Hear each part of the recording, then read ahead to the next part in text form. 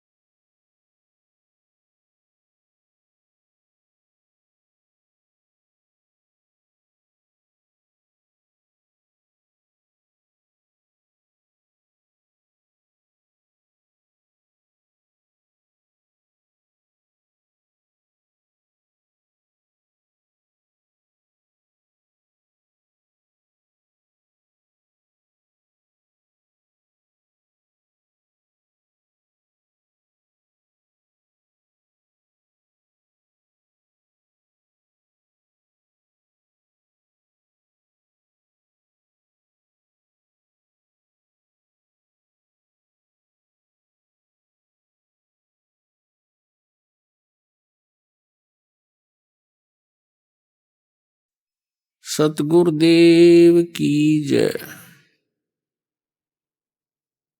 बंदी छोड़ कबीर परमेश्वर जी की जय। बंदी छोड़ गरीबदास जी महाराज जी की जय। स्वामी राम देवानंद जी गुरु महाराज जी की जय हो।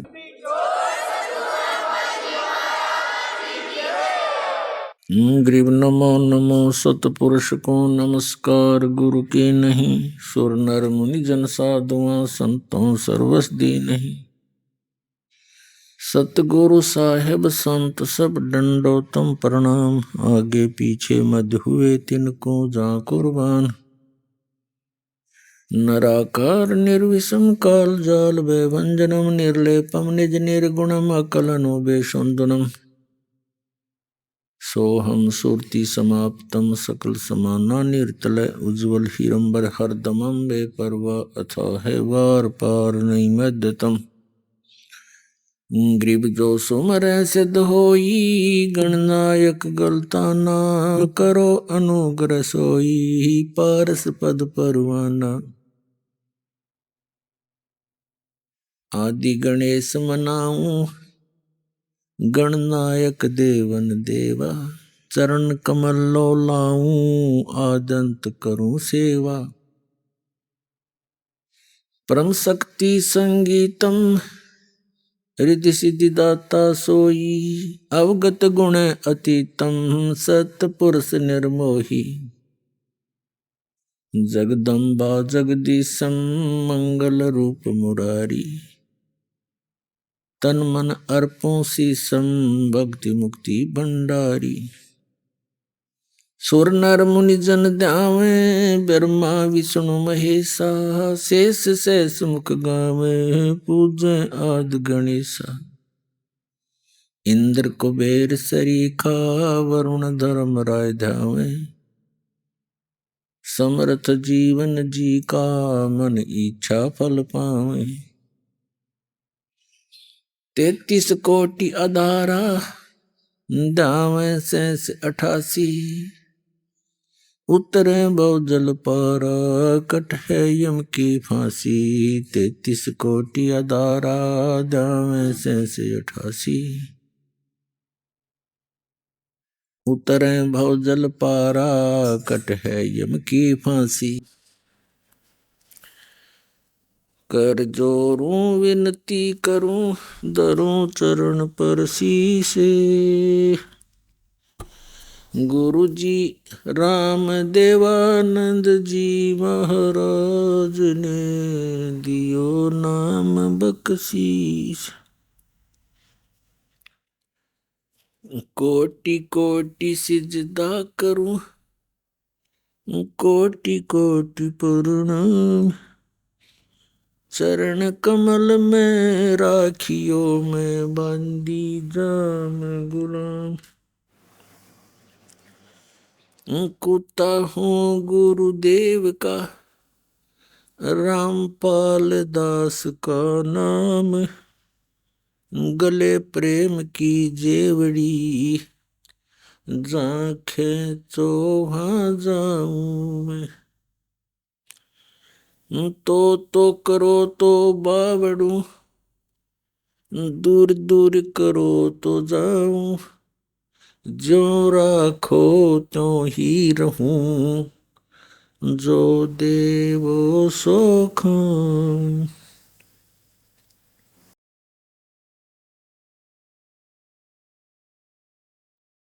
कबीर परमेश्वर जी की असीम रजा से असीम कृपा से आप चंद पुण्यात्माएं परमात्मा की महिमा सुनने के लिए उपस्थित हुए।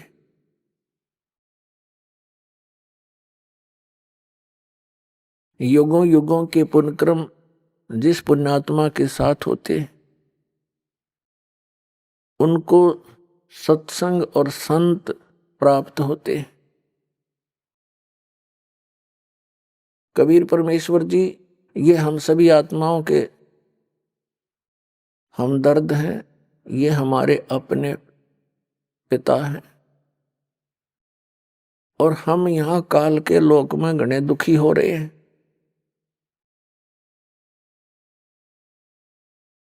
वो हमें दुखी देखकर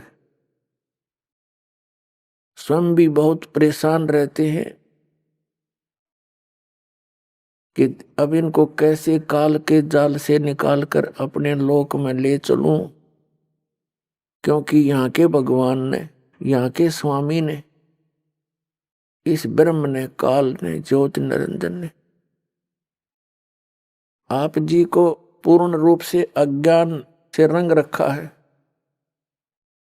आपको ना भगवान का पता, ना अध्यात्म ज्ञान का पता, जिससे ये पता चलता है कि आप कौन हो, ये यहाँ किस लिए जन्म और मर रहे हो, सारा जीवन संपत्ति इकट्ठी करने में सारा जीवन लगा देते हो, एक पल में आपकी मृत्यु हो जाती है, सब धरा धराया रह जाता है। ये के तो कोया बता, ये कोई जीवन है? हम इस सोच से जीते हैं कि हमारे बच्चे सुख से जी लेंगे, हम मकान बना चले, और बच्चों का क्या पता वो कितने दिन रहेंगे उस मकान में।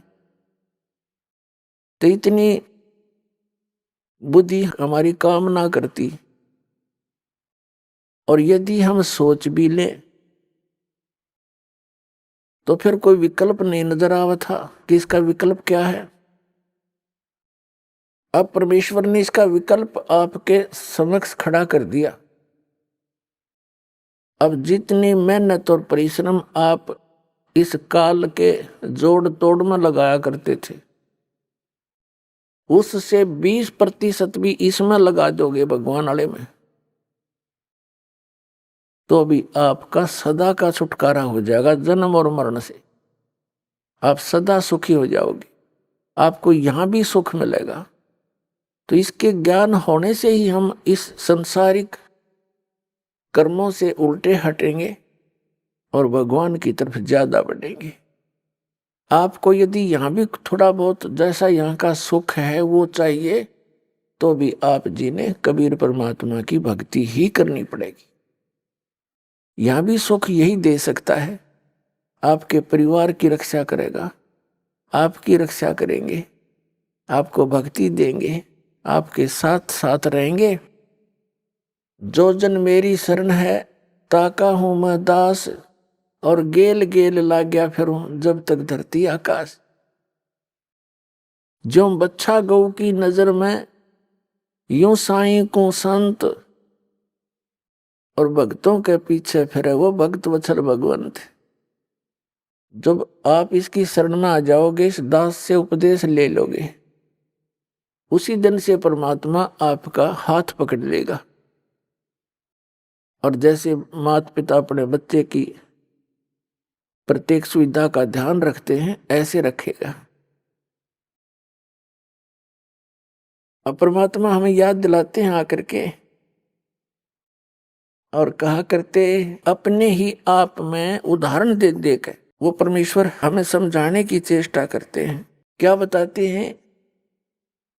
मानत ना मन मोरा साधो, मानत ना मन मोरा रे, बार बार मैं ये समझाऊं जग में जीवन थोड़ा रे, बार बार मैं ये समझाऊं जग में जीवन थोड़ा रे। मानत ना मन मोरा साधो, मानत ना मन मोरा रे, बार बार मैं ये समझाऊं जग में जीवन थोड़ा रे, बार बार मैं ये समझाऊं जग में जीवन थोड़ा रे। इस काया का गर्व न करियो के काला के गोरा रे, इस काया का गर्व न करियो के काला के गोरा रे, बिना भजन कछु काम न आव चाहे, एतर छड़को चहु ओरा रे, बिना भजन कछु काम न आव चाहे, एतर छड़को चहु ओरा रे। मानत ना मन मोरा साधो, मानत ना मन मोरा रे, बार बार मैं ये समझाऊं जग में जीवन थोड़ा रे, बार बार मैं ये समझाऊं जग में जीवन थोड़ा रे। इस माया का गर्व न करियो के हाथी के घोड़ा रे, इस माया का गर्व न करियो के हाथी के घोड़ा रे, जोड़ जोड़ धन बहुत बटोड़ा लाखों और करोड़ा रे, जोड़ जोड़ धन बहुत बटोरा लाखों और करोड़ा रे। मानत ना मन मोरा साधो, मानत ना मन मोरा रे, बार बार मैं ये समझाऊं, जग में जीवन थोड़ा रे, बार बार मैं ये समझाऊं, जग में जीवन थोड़ा रे। दुविधा दुर्मति चतुराई में जन्म गया नर तोरा रे, दुविधा दुर्मति चतुराई में जन्म गया मन तोरा रे। अब भी आने में लो सत्संग में, करो गुरु ज्ञान पे गोरा रे। अब भी आने में लो सत्संग में, करो गुरु ज्ञान पे गोरा रे। मानत ना मन मोरा साधो, मानत न मन मोरा रे। बार बार मैं ये समझाऊं, जग में जीवन थोड़ा रे, बार बार मैं ये समझाऊं, जग में जीवन थोड़ा रे। शरण पड़े को गुरु संभाले, जाने का बालक बोला रे।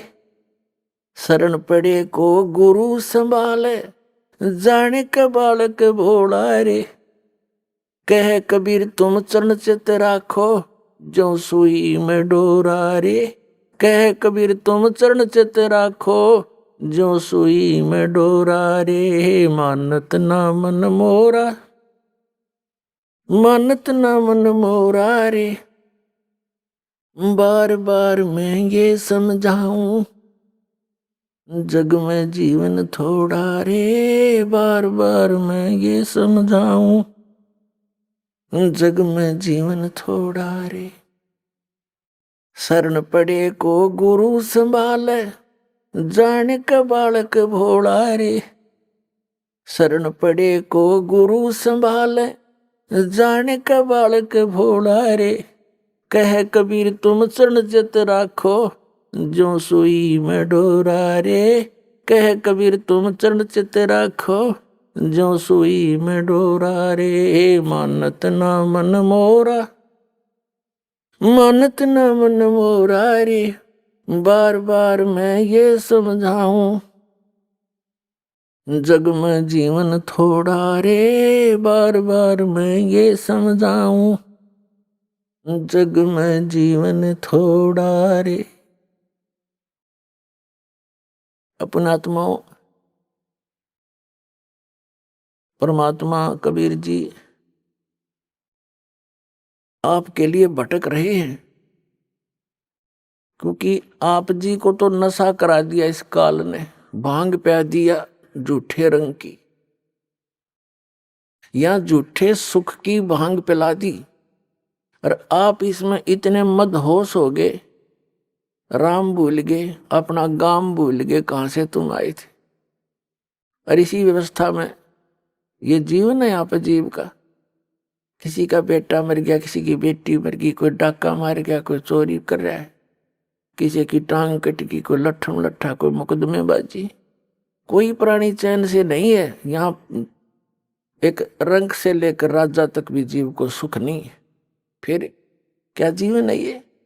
लेकिन ये आपकी पुनिशमेंट प्लेस है, यो आपकी सजा का स्थान है ये। और इसको आपने यहाँ फाइनल मान लिया, तो जब तक इस जेल से निकलने का कोई साधन नहीं प्राप्त था, तब तक तो व्यवस्था थी, अपनी मजबूरी थी। अब इस कैद से निकलने का अब ये तरीका बता दिया भगवान ने। इस परमेश्वर कबीर जी की शरण में आओ, इस दास के माध्यम से दीक्षा लो, और फिर परमात्मा आपका साथी होगा। कहते हैं कर लो गुरु वकील मुकदमा भारी है। तो इब गुरु आपका वकील बनेगा इस जेल से आपकी मुक्त कराने के लिए।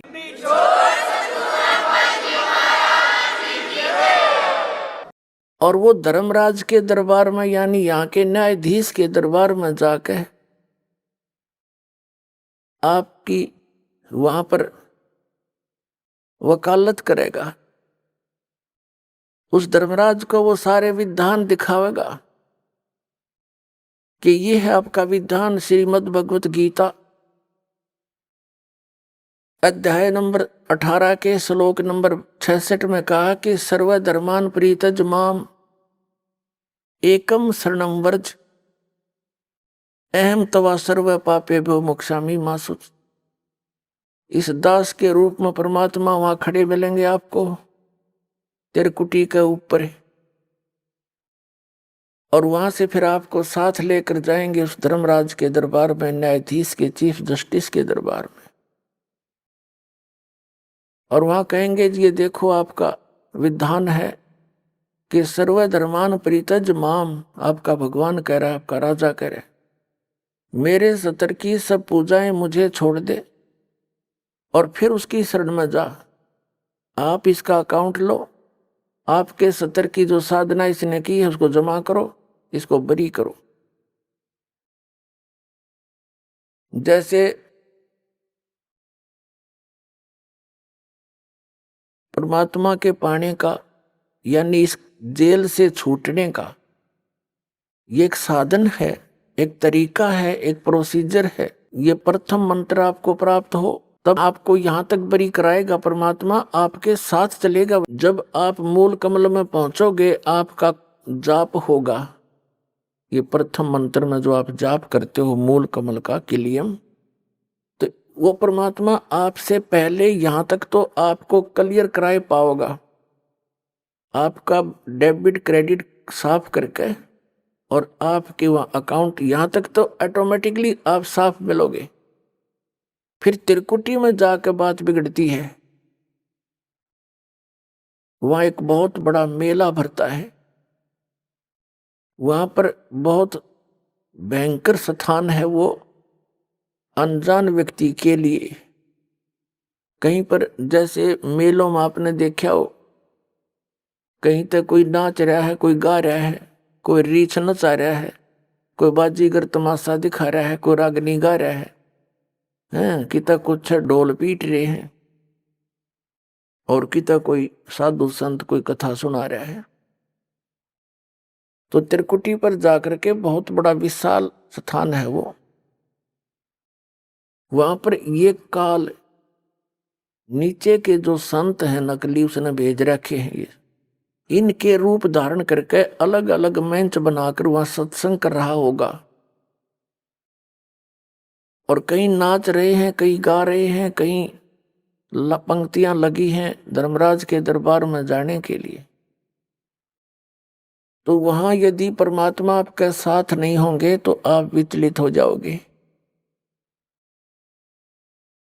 और उस समय परमात्मा हाथ पकड़ेगा, जैसे बालक का उंगली पकड़ लिया करे माता पिता, कहीं मेले में रड़ ना जाइयो, गुम ना हो जाए, यहां पर ऐसे साथ ले जाएगा। अब बच्चा भीड़ के अंदर कहीं भी कोई आकर्षक वस्तु देखता है, पिता का हाथ छुड़ा कर उसकी तरफ भाग जाता है, पिता को ध्यान नहीं रहे तो मेले में गुम हो जाता है। तो वहां ऐसी स्थिति है। तो क्या बताया है कि जब प्रथम मंत्र आपको दिया जाएगा तो ये यहां तक की कैद आपकी मुक्त हो जाएगी, कंठ कमल तक, इनसे यहां तक बरी हो जाओगे आप इन 5 मंत्रों से। इसके साथ साथ जो 2 नामों की जो धन है आपका, वो आपको अलग से मिलेगा, आपके सतलोक जाने वाली कमाई में वो सहयोगी होगा, क्योंकि वो उस परम पिता का जाप है। इसलिए उस सारनाम आपको मिलता है लेट, उसकी कुछ पूर्ति ये 2 मंत्र करते रहते हैं साथ के साथ, क्योंकि डॉक्टर को पता होता है कौन सी औषधि इस रोग में रोग काटने की है, कौन सी इसके बॉडी को सपोर्ट देने की है। तो कंप्लीट कोर्स डॉक्टर ही जानता है जो वेल नोन होता है। तो ये दास इस रोग का डॉक्टर है, इस पृथ्वी पर नहीं है कोई व्यक्ति और जो इस दास को ज्ञान है। जब आप त्रिकुटी पर पहुंचोगे तो वहां आपको इस दास के रूप में परमात्मा मिलेंगे। जैसे हमने सबसे पहले पति भर्ता पद पर आना पड़ेगा, वैसे तो इस ज्ञान के आधार से दास ऐसा आपको दृढ़ कर देगा, दूसरे संतों की आपने बात भी नहीं सुहावेगी। क्योंकि उनके पास अध्यात्म ज्ञान नहीं है, अटबट है। तो त्रिकुटी के उस मेले में वह कई सत्संग भी कर रहे होंगे, आप उधर देखो भी कोई ना कि तो बांडे हैं नींद में, जिनके पास कुछ नहीं है। ऐसी भावना जैसी आपकी यहाँ भावना है, जैसे विचार है, तो वहां ऐसा ही होगा जैसे स्वप्न में जैसे विचार हैं, जैसे आपकी क्रियाएं हैं, तो स्वप्न में भी वही कई बार क्रियावान हो जाती है, ऐसा वहां रहेगा। तो जैसे आप जी ने दास दिखाई देगा, आप दौड़े दौड़े जाओगे, गुरु जी वो खड़े, चलो चलो सारे और भी भाई बहन जो साथ होंगे सबको कहोगे चलो वो खड़े गुरु जी सामने, वहां देखो। जैसे अब आपका भाव बना है, वैसे तो स्वभाव है साथ श्रद्धालु का। ये नकली गुरु भी दिखाई देते हैं, उनके ऊपर भी ऐसे झूम जाते। एक हीरो हीरोइन दिख जाती है तो वहां भी झूम जाते। ये तो स्वभाव है इस मन का, इस जीव का। लेकिन अब इस स्वभाव को हमने सदुपयोग करना है, ठीक ठिकाने करना है इस भाव को। गलत ठिकाने से हम यही फंसे रह जाते। तो फिर परमात्मा आपको इस 2 अक्षर के मंत्र का अकाउंट कराओगा वहां वकील बन के। और इनके जैसे दास आपको यहाँ दिखाता है ना, इसमें ये लिखा, इसमें ये लिखा, इसमें ये लिखा, तो कानून की किताब है ये यहाँ ये परमात्मा की। तो ये दास के रूप में भगवान उस न्यायाधीश को दिखाएगा, देखो आपका विधान है, सर्वधर्मान परित्यज माम एकम शरणम व्रज। और आपका मंत्र है आपके यहाँ के भगवान का 8वें अध्याय के 13वें श्लोक में गीता जी में, ओम इति एकाक्षरम ब्रह्म व्यवहार माम अनुसमरण यह प्रियाति तन देह सयाति परमाम गति। ओम से मिलने वाली जो साधना है आपके ब्रह्म की, ये ओम मंत्र है। ये इसने जाप किया है, इसकी मजदूरी है, ये अपना का नोट करो। फिर ये 500 यज्ञ जो आप यहाँ करते हैं, इन 500 यज्ञ का अकाउंट भी इसी को देना होगा। वो सारे के सारे तैयार करके कागज तैयार रखेगा भगवान, उसके दरबार में जमा करा देगा। फिर कहेगा कि ये ओम नाम का जाप आपकी कमाई है, रुको, बाकी इसका अकाउंट क्लियर करो। 2 मिनट में साफ मिलेगा आपका। क्योंकि गुरु आपको यहां से लेकर और सतलोक तक आपके साथ रहेगा, यानी परमात्मा रहेगा इस दास के रूप में। अब क्या बताते हैं कि इस काया का गर्भ न करियो, के काला के गोरा रे, और बिना भजन कुछ काम नहीं आवचे, इसके एतर छड़को चारों ओर आ रहे। यह तो माटी है, और इससे ये जीव निकलने के बाद इसको 2 दिन रख के दिखा दो घर में, इसमें कीड़े चल पड़े। ऐसा बेकार शरीर है ये। कबीर साहब कहते हैं, गर्भ ना करे रे गंवारा, यो जोबन और तेरा धन, ये जवानी और ये धन, ये तो मेहमान है दिन चारा। फिर बताते हैं, पशु के चाम की त जूते बन जा, नौबत और नगाड़ा, और नरदे ही कुछ काम ना आवे, जड़बुझ हो जा छारा, यानी राख हो जाती जड़ के। या तो उस काम भी ना हो, जूते बन जा, कोई नगारा बन जा, या कोई और काम आ सकती है। ये तो केवल एक का काम आ सके, भगवान पाने के लिए। तो फिर क्या बताते हैं, इस काया का गर्भ न करियो, के काला के गोरा रे। इसने कभी किसी के खरोंच आ जा थोड़ी सी, अंदर मटेरियल सारा एक जैसा सबका, चाहे कोई गोरा है चाहे काला है, ऊपर ऊपर की पॉलिश का अंतर है बस, अंदर मटेरियल सेम है। और इसमें मटेरियल क्या है, कभी कोई कुत्ता मरा हुआ देखा हो आपने सड़क के एक्सीडेंट में, उसका वो आंत बाहर निकली पड़ी होती है, देखने में दिल भी ना करे, उल्टी पड़ जा, कहीं टट्टी निकल रही है, कहीं पेशाब, और कहीं उसका आंत सारी बाहर पड़ी है, मांस पड़ा है। यो सांग है जिसने आप ठाए फिरो हो, और इस मांडी पाक रहे हो, धरती तोल रहे हो, कभी कुछ पॉलिश कर रहा है, कभी उसको पाउडर ला रहा है, स्वस्थ रखने के लिए इस बॉडी को, क्योंकि इसकी हमें घनी जरूरत है, उसके लिए आप इसकी आवश्यक औषधि वस्तु प्रयोग कर सकते हो, उससे एक्स्ट्रा करते हो बकवाद है। और भगत ने बकवाद सुहावा नहीं, चला नहीं इस भक्ति मार्ग। इसको वही समझें जो यो मटेरियल है। इसे अलग सोचकर हम इसकी कोई और ज्यादा चकाचौंध करने की चेष्टा करते हैं तो हम भक्त नहीं है। हमने समझा नहीं है ये क्या वस्तु है और ये इतनी अनमोल है। वैसे तो यह मिट्टी है, लेकिन इस मिट्टी से हम सोना बना सकते हैं, मोक्ष रूपी सोना, और इसके अतिरिक्त वो हो नहीं सकता। तो कहते हैं ये देही सोंगी नहीं, ये महंगी रत्नों मोल। यह नरी सस्ती भी ना समझना, ये बहुत कॉस्टली है। असंग जन्मों के बाद दाव लगता है इस मानव शरीर का, और इसको हम उसी पशु पक्षियों की क्रियाओं में नष्ट कर जाते हैं। तो परमात्मा कहते हैं धिक्कार है तुम्हारे जीवन को। अब इसको हम सफल करेंगे मनुष्य जीवन को। इसके बारे में बताते हैं,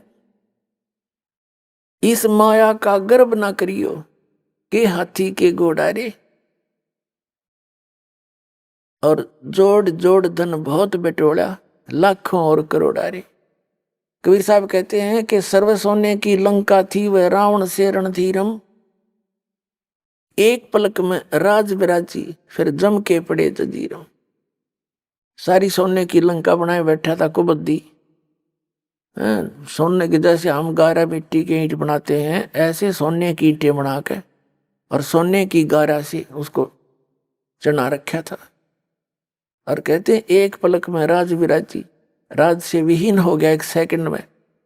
और फिर यम के पड़े जंजीरम, काल के दूत ले गए उसे न जकड़ के। हमें ये दंत कथा सुनाया करते ये आचार्य और शंकराचार्य, हमारे धर्मगुरु ये मंडलेश्वर संत। कहते हैं रावण की मुक्ति होगी, श्री राम के हाथों मर गया।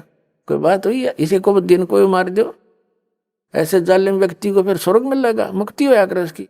फिर भक्ति की आवश्यकता क्या रहेगी? राम तो मर जाते सारे, फिर राम ने अपना परिवार ना मारा एक भी, जब सद मुक्ति होनी थी। तो ये बकवाद गड़ा करते, न ज्ञान था को नहीं, जनता को मूर्ख बनाकर अपना पीछे लगाए रखना इनका उद्देश्य था। अब बुद्धिमान हो, भक्ति करनी है तो विवेक से करो, न तो कोई फायदा नहीं डले डोन का। तो परमात्मा बताते हैं कि इस संसार की किस वस्तु की डिमांड करते हो आप? क्या मांगू कुछ स्थिर ना रहाई, और देखत नैन चला जग जाई। 1 लख पूत 1.25 लाख नाती, उस रावण का दीवान बाती। यदि आप भगवान से धन की डिमांड करते हो, उस रावण जितना धन तो आप मेरे ख्याल में 100 जन्म भी नहीं इकट्ठा कर सकते। और एक पुत्र ना है किसी के, वो पुत्र डिमांड करता रहता है, बस ये मरे जाए, वो पुत्र वाली डिमांड ना पूरी होती इसकी। तो बिना ज्ञान के हम ऐसे दुखी थे, इस ज्ञान से हमारी 90% ये अननेसेसरी जो डिमांड है ये खत्म हो जाएगी। और फिर भी आपको किसी चीज की आवश्यकता है तो भगवान दूर नहीं है, वो वस्तु देगा जो आपके भक्ति में बाधक ना हो। जैसे डॉक्टर है, डॉक्टर रोगी को वही चीज अलाउड करेगा खाने के लिए जो उसके रोग में सहयोगी हो, बाधक ना हो।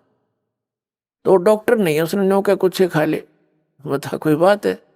ब्लड प्रेशर का मरीज और उसने घी खवावे और वो घी खाना चाहता है और डॉक्टर कहे खा ले, तो डॉक्टर नहीं है, वो तो दुश्मन है उसका।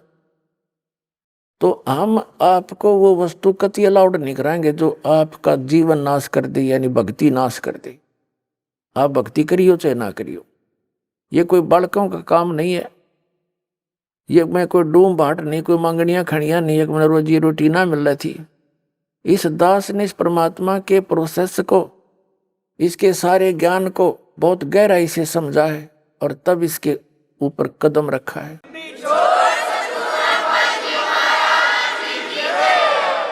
ये दास जूनियर इंजीनियर सिविल हरियाणा में नौकरी करता था, इरिगेशन डिपार्टमेंट।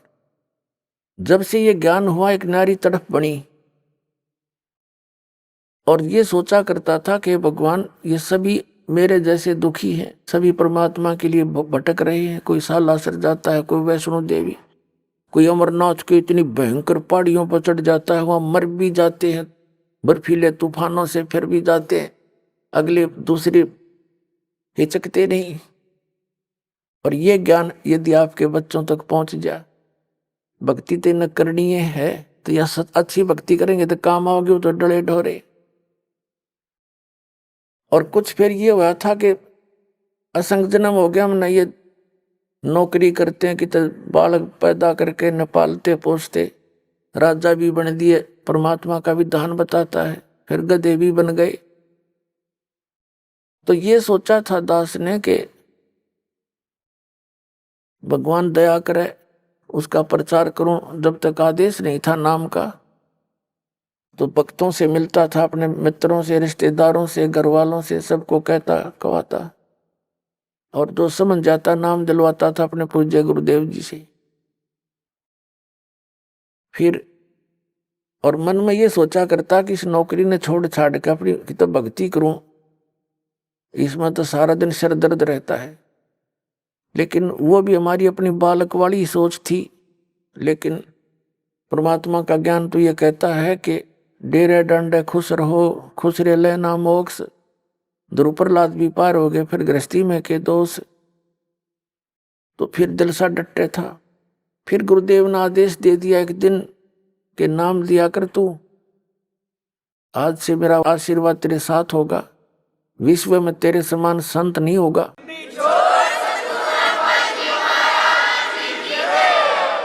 क्योंकि अपनी औकात से जीव खूब परिचित होता है, मानने चाहे ना मानने। मुझे अपनी स्थिति का पता था कि जितना वजन इन्होंने दास पर रख दिया इस योग्य नहीं है। फिर भी मेर है उनकी, गुरु मेर करें तो कागत हंस बना दे। तो उन्होंने कहा तेरे साथ रहूंगा, चिंता मत करना। और आज से सभी जितने उनके शिष्य थे सबसे कह दिया था कि आज के बाद मैं तुम्हारा गुरु नहीं हूं, आज से दोबारा इससे उपदेश ले लो और इसको गुरु बनाओ, इससे तुम्हारा मोक्ष होगा।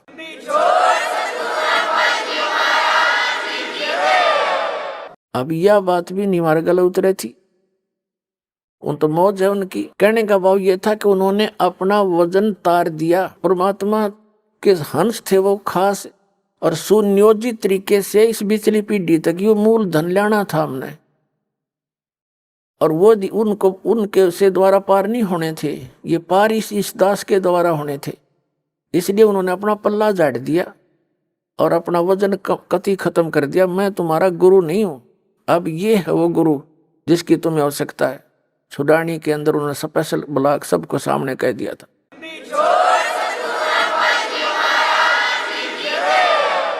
तो पहले तो यूं था भी चलो परमात्मा का भी दान है, भक्ति भी करेंगे, अपने बच्चा में भी रहेंगे। फिर मन में उमंग उठी कि भगवान ही बाप के गुण गाऊंगा, आदेश दे दिया नौकरी भी छोड़ दूंगा। क्यों, एक का काम होगा, नौकरी सच्ची सरकार की कर ले चाहे नकली की कर ले, एक का बनेगी, इतना वजन हो पीछे। तो फिर ये पाठ सत्संग की अधिकता होगी। सन 1995 में दास ने सर्विस त्याग दी और खुशी मनाई थी कि मैं चलो असंग जन्म का झंझट था इब निमट गया, अपना भक्ति करूंगा, अच्छे भगत मिल लेंगे, सब तो प्यार तरह करेंगे, ज्ञान सुनाया करूंगा। अब मैंने सोचा था कि अब मैं चैन से रहूंगा। अब इसमें देखा इस जितना झंझट की पाया कोई ना। साची को कबीर साहब कहे हैं, साची को और मारना हो, भला करूं और बुरा बतावें। वो नए सिरे तो और संघर्ष शुरू हो गया। जिस भी गांव नगर में हमने जाकर सत्संग किए थी, 2-2, 3-3 दिन एक घर में पाठ करके हम सत्संग सुनाया करते थे। तो उस नगर के जो वो नकली संत 1-1, 2-2, 10-10, 20-20 सब गांव में बैठे हैं। उनको पता चले वो तो ब्रह्मा विष्णु महेश के बारे में ये कहता है, देवताओं की पूजा की भी मना करता है, ऐसा करता है। तो वो गांव गांव में शत्रु पैदा हो गए। तो हम नहीं उनको कुछ शत्रु मानते थे, लेकिन वो रोजी रोटी वाले हमें मानने लगे। तो यहाँ तक बात बढ़ती बढ़ती फिर आपने पता है क्रोथा कांड करा दिया इन दुष्ट लोगों ने। ये जनता के हितैषी नहीं, और जिन्होंने भी परमार्थ की चेष्टा की है ये सदा आगे अड़ते रहे। जैसे ईसा मसीह जी ने सच्चाई कहने की चेष्टा की थी, करस करवा दिया इन दुष्ट लोगों ने। कबीर परमेश्वर जी ने सच्चाई की ढोल के डंके पे इन्होंने वो दुख दिए, इन नकली गुरुओं ने कलेजा मुंह को आता, पर भगवान की जब लीला पढ़ता है ये दास पढ़ी नहीं जाती है। आपके लिए भटक रहे हो, और इस दास के लिए क्या हुआ आपको पता नहीं। दास तो खूब गहराई से निकला, या मेरे साथ जो भक्त रहे हैं उनको पता है कितने संघर्ष से ये ज्ञान ऊपर को आया है, लेकिन सारा कबीर साहब का ही रहा है।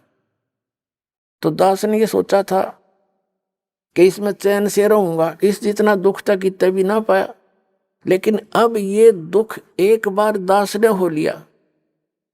कुछ भगत हमारे साथ थे, उन्हें जेल तक जाना पड़ गया इस परमार्थ के लिए। इसी जेल तक 100 मिलो हमने, जो भगवान के बच्चे उभर जाए, जनता का कल्याण हो जाए।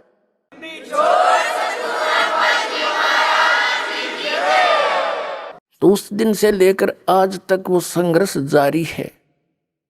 लेकिन अब परमात्मा की दया होगी कि परमात्मा के बच्चे इन प्रमाणों को देखकर अब इनका यो ज्ञान समझ में आ गया, न सो आ गया। पहले तो सुहा हुआ ही नहीं था, टीवी ऑन करें थे और ये सुनने को मिल जाए ब्रह्मा विष्णु महेश नासुआ ने टीवी बंद कर दे थे, 36 गाल दास ने दे थे।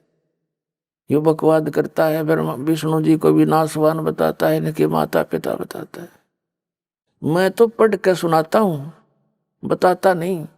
इनका इतिहास लिखा हुआ है, और वो तुम्हें पढ़ने को, आप जी को मिला नहीं पढ़ने को, आप समझ नहीं सके। दास तो समझ आ रहा है कि ये लिखा है इनके इतिहास में, तो अब मान गए ये। तो कहने का भाव ये है पुण्यात्मा, जो प्रसंग चलता था वही आते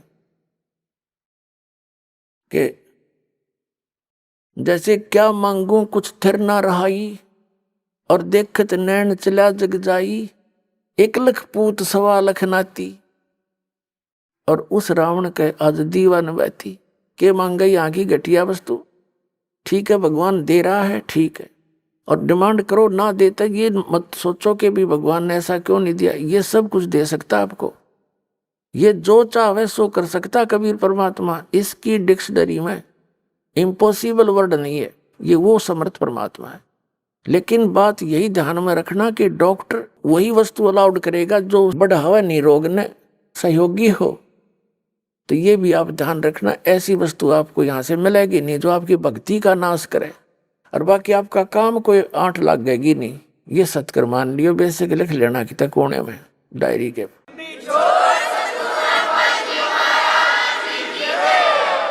तो क्या बताते हैं कि दुविधा दुर्मति चतुराई में जन्म गया नर तोरा रे, और अब भी आन मिलो सत्संग में, और करो गुरु ज्ञान पे गौरा रे। यानी गौर करो, इसमें गड़े ध्यान से विचार करो जो गुरु जी ज्ञान बताते हैं। फिर बताते हैं कि शरण पड़े को गुरु संभाले, जान के बालक भोला रे, और कह कबीर तुम चरण चित राखो, ज्यों सुई में डोरा रे। जैसे सुई में धागा डाल देते हैं और नीचे गांठ लगा देते हैं, धागा उस सुई का लटकता रहता है, उसके ऐसे चिपटा रहता है, उसे दूर नहीं हो सकता, उसको साथ साथ ले जाएंगे, साथ लटकता जाएगा। कहते हैं शरण पड़े को गुरु संभाले, जान के बालक भोला रे। पुणात्मा जैसे जितने भी दास ने बहुत इतिहास दिखाए, नकली ऋषि में ऋषियों के संतों के, सभी का विधान है कि जो कर्म में भाग में लिखा है वो तो आपने भोगना ही पड़ेगा। भाग्य में जो लिखा है उसको प्रारब्ध कहते हैं, प्रारब्ध।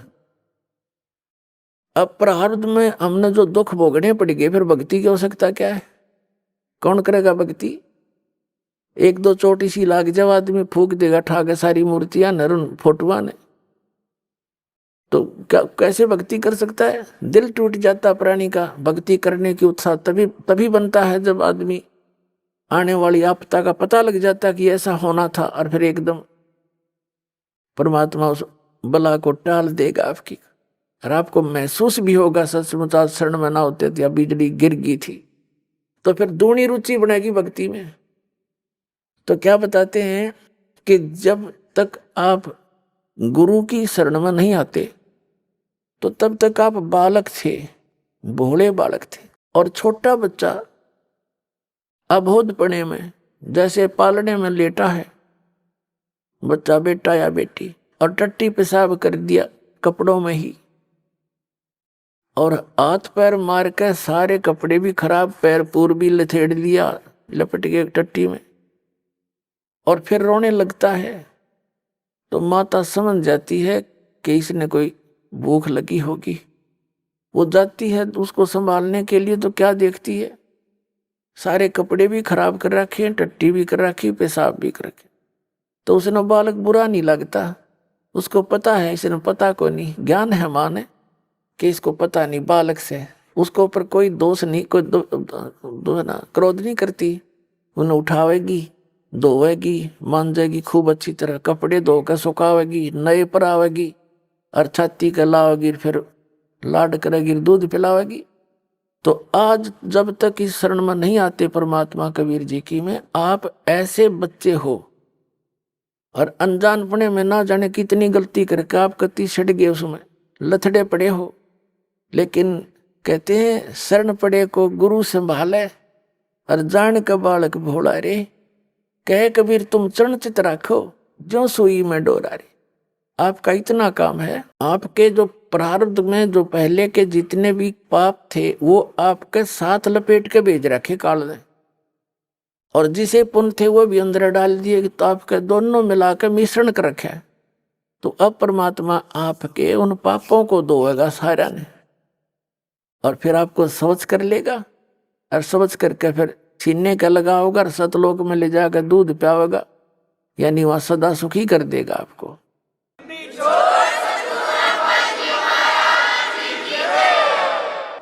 शरण पड़े को गुरु संभाल, जान का बालक भोरा रे, कहे कबीर तुम चरण चित राखो। फिर आपका कर्तव्य बताया है कबीर साहब ने, आप भी अपने गुरु जी से ऐसा अभेद संबंध कर लो, मन में दोष नहीं आवे। जिस दिन आपके गुरु जी के प्रति कोई विकार आता है, यानी कोई कमजोरी झांकते हो गुरुदेव के अंदर, तो उस दिन आपका नाम खंडित हो जाता है। और काल यही चाहता है कि ये एक बार संत से इसका कनेक्शन कट जा, फिर यो कितने धक्के खाए जाइयो, कहीं तेरा लंबा चौड़ा का क्षेत्र है इसका, तो फिर इसको यही उलझा कर मार देता है। तो परमात्मा कहते हैं द्वार धनी के पड़ा रहे, धक्के धनी के खावे, 100 काल जगजोल ही पर द्वार छोड़ नहीं जावे। एक ये फाइनल फार्मूला है इस भक्ति मार्ग में। इस परमात्मा कबीर जी के धनी के द्वार पर पड़ा रहे और इसी के धक्के खावे, 100 काल जगजोल ही, कितना ही काल आपको झटके देता दिखे पर परमात्मा से दूर नहीं होना, यह बहुत बड़ी भूल हो जाएगी आपकी। जैसे हम अज्ञानता में यानी बगैर अध्यात्म ज्ञान के कई बार बहुत कमजोर सोच बना लेते हैं और हम भूल जाते हैं कि हमने युगों युगों से पापों की गठड़ी बांध रखी है। और उसके लिए परमात्मा कहते हैं धीरे धीरे रे मना, धीरे सब कुछ हो, माली सींचे 100 घड़ा तो समय आए फल हो। आप जी ने भक्ति का बीज ईब बोया है यू, कितने युगों के बाद। अभी तक आपकी पिछले संस्कार ही चल रहे थे और कहीं थोड़े बहुत पुण्य कर दिए, कितने दाने डाल दिए, को छोटे मोटे पुण्य, वो स्वर्ग में बर्बाद कराए आप। पुणात्माओं, ये भक्ति युग है। अब ये चौथा युग का बीच का समय है। इसमें अब कई करोड़ यानी पूरे विश्व में ये भक्ति पर लगेंगे प्राणी, अरबों खरबों की संख्या में। और जो पार होगे वो तो होगे और रह भी बतेरे जाएंगे, तो वो जो रह जाएंगे ना उनकी दुर्गति घनी होगी, क्योंकि ये कमाई तो इतनी गजब की बनेगी आपकी। पहले मंत्र से बहुत गजब की कमाई बन जाती है, जबरदस्त भक्ति धन संग्रह होता है आपका। और फिर उनके अगर आप पार नहीं हुए तो क्या करेगा आपके साथ में। जैसे आपकी भक्ति धन इन ऊपर के लोकों में आपको इनका प्रतिफल मिलेगा, जब सतलोक नहीं जान पाए तो फिर ऐसे बनेगी आपके साथ।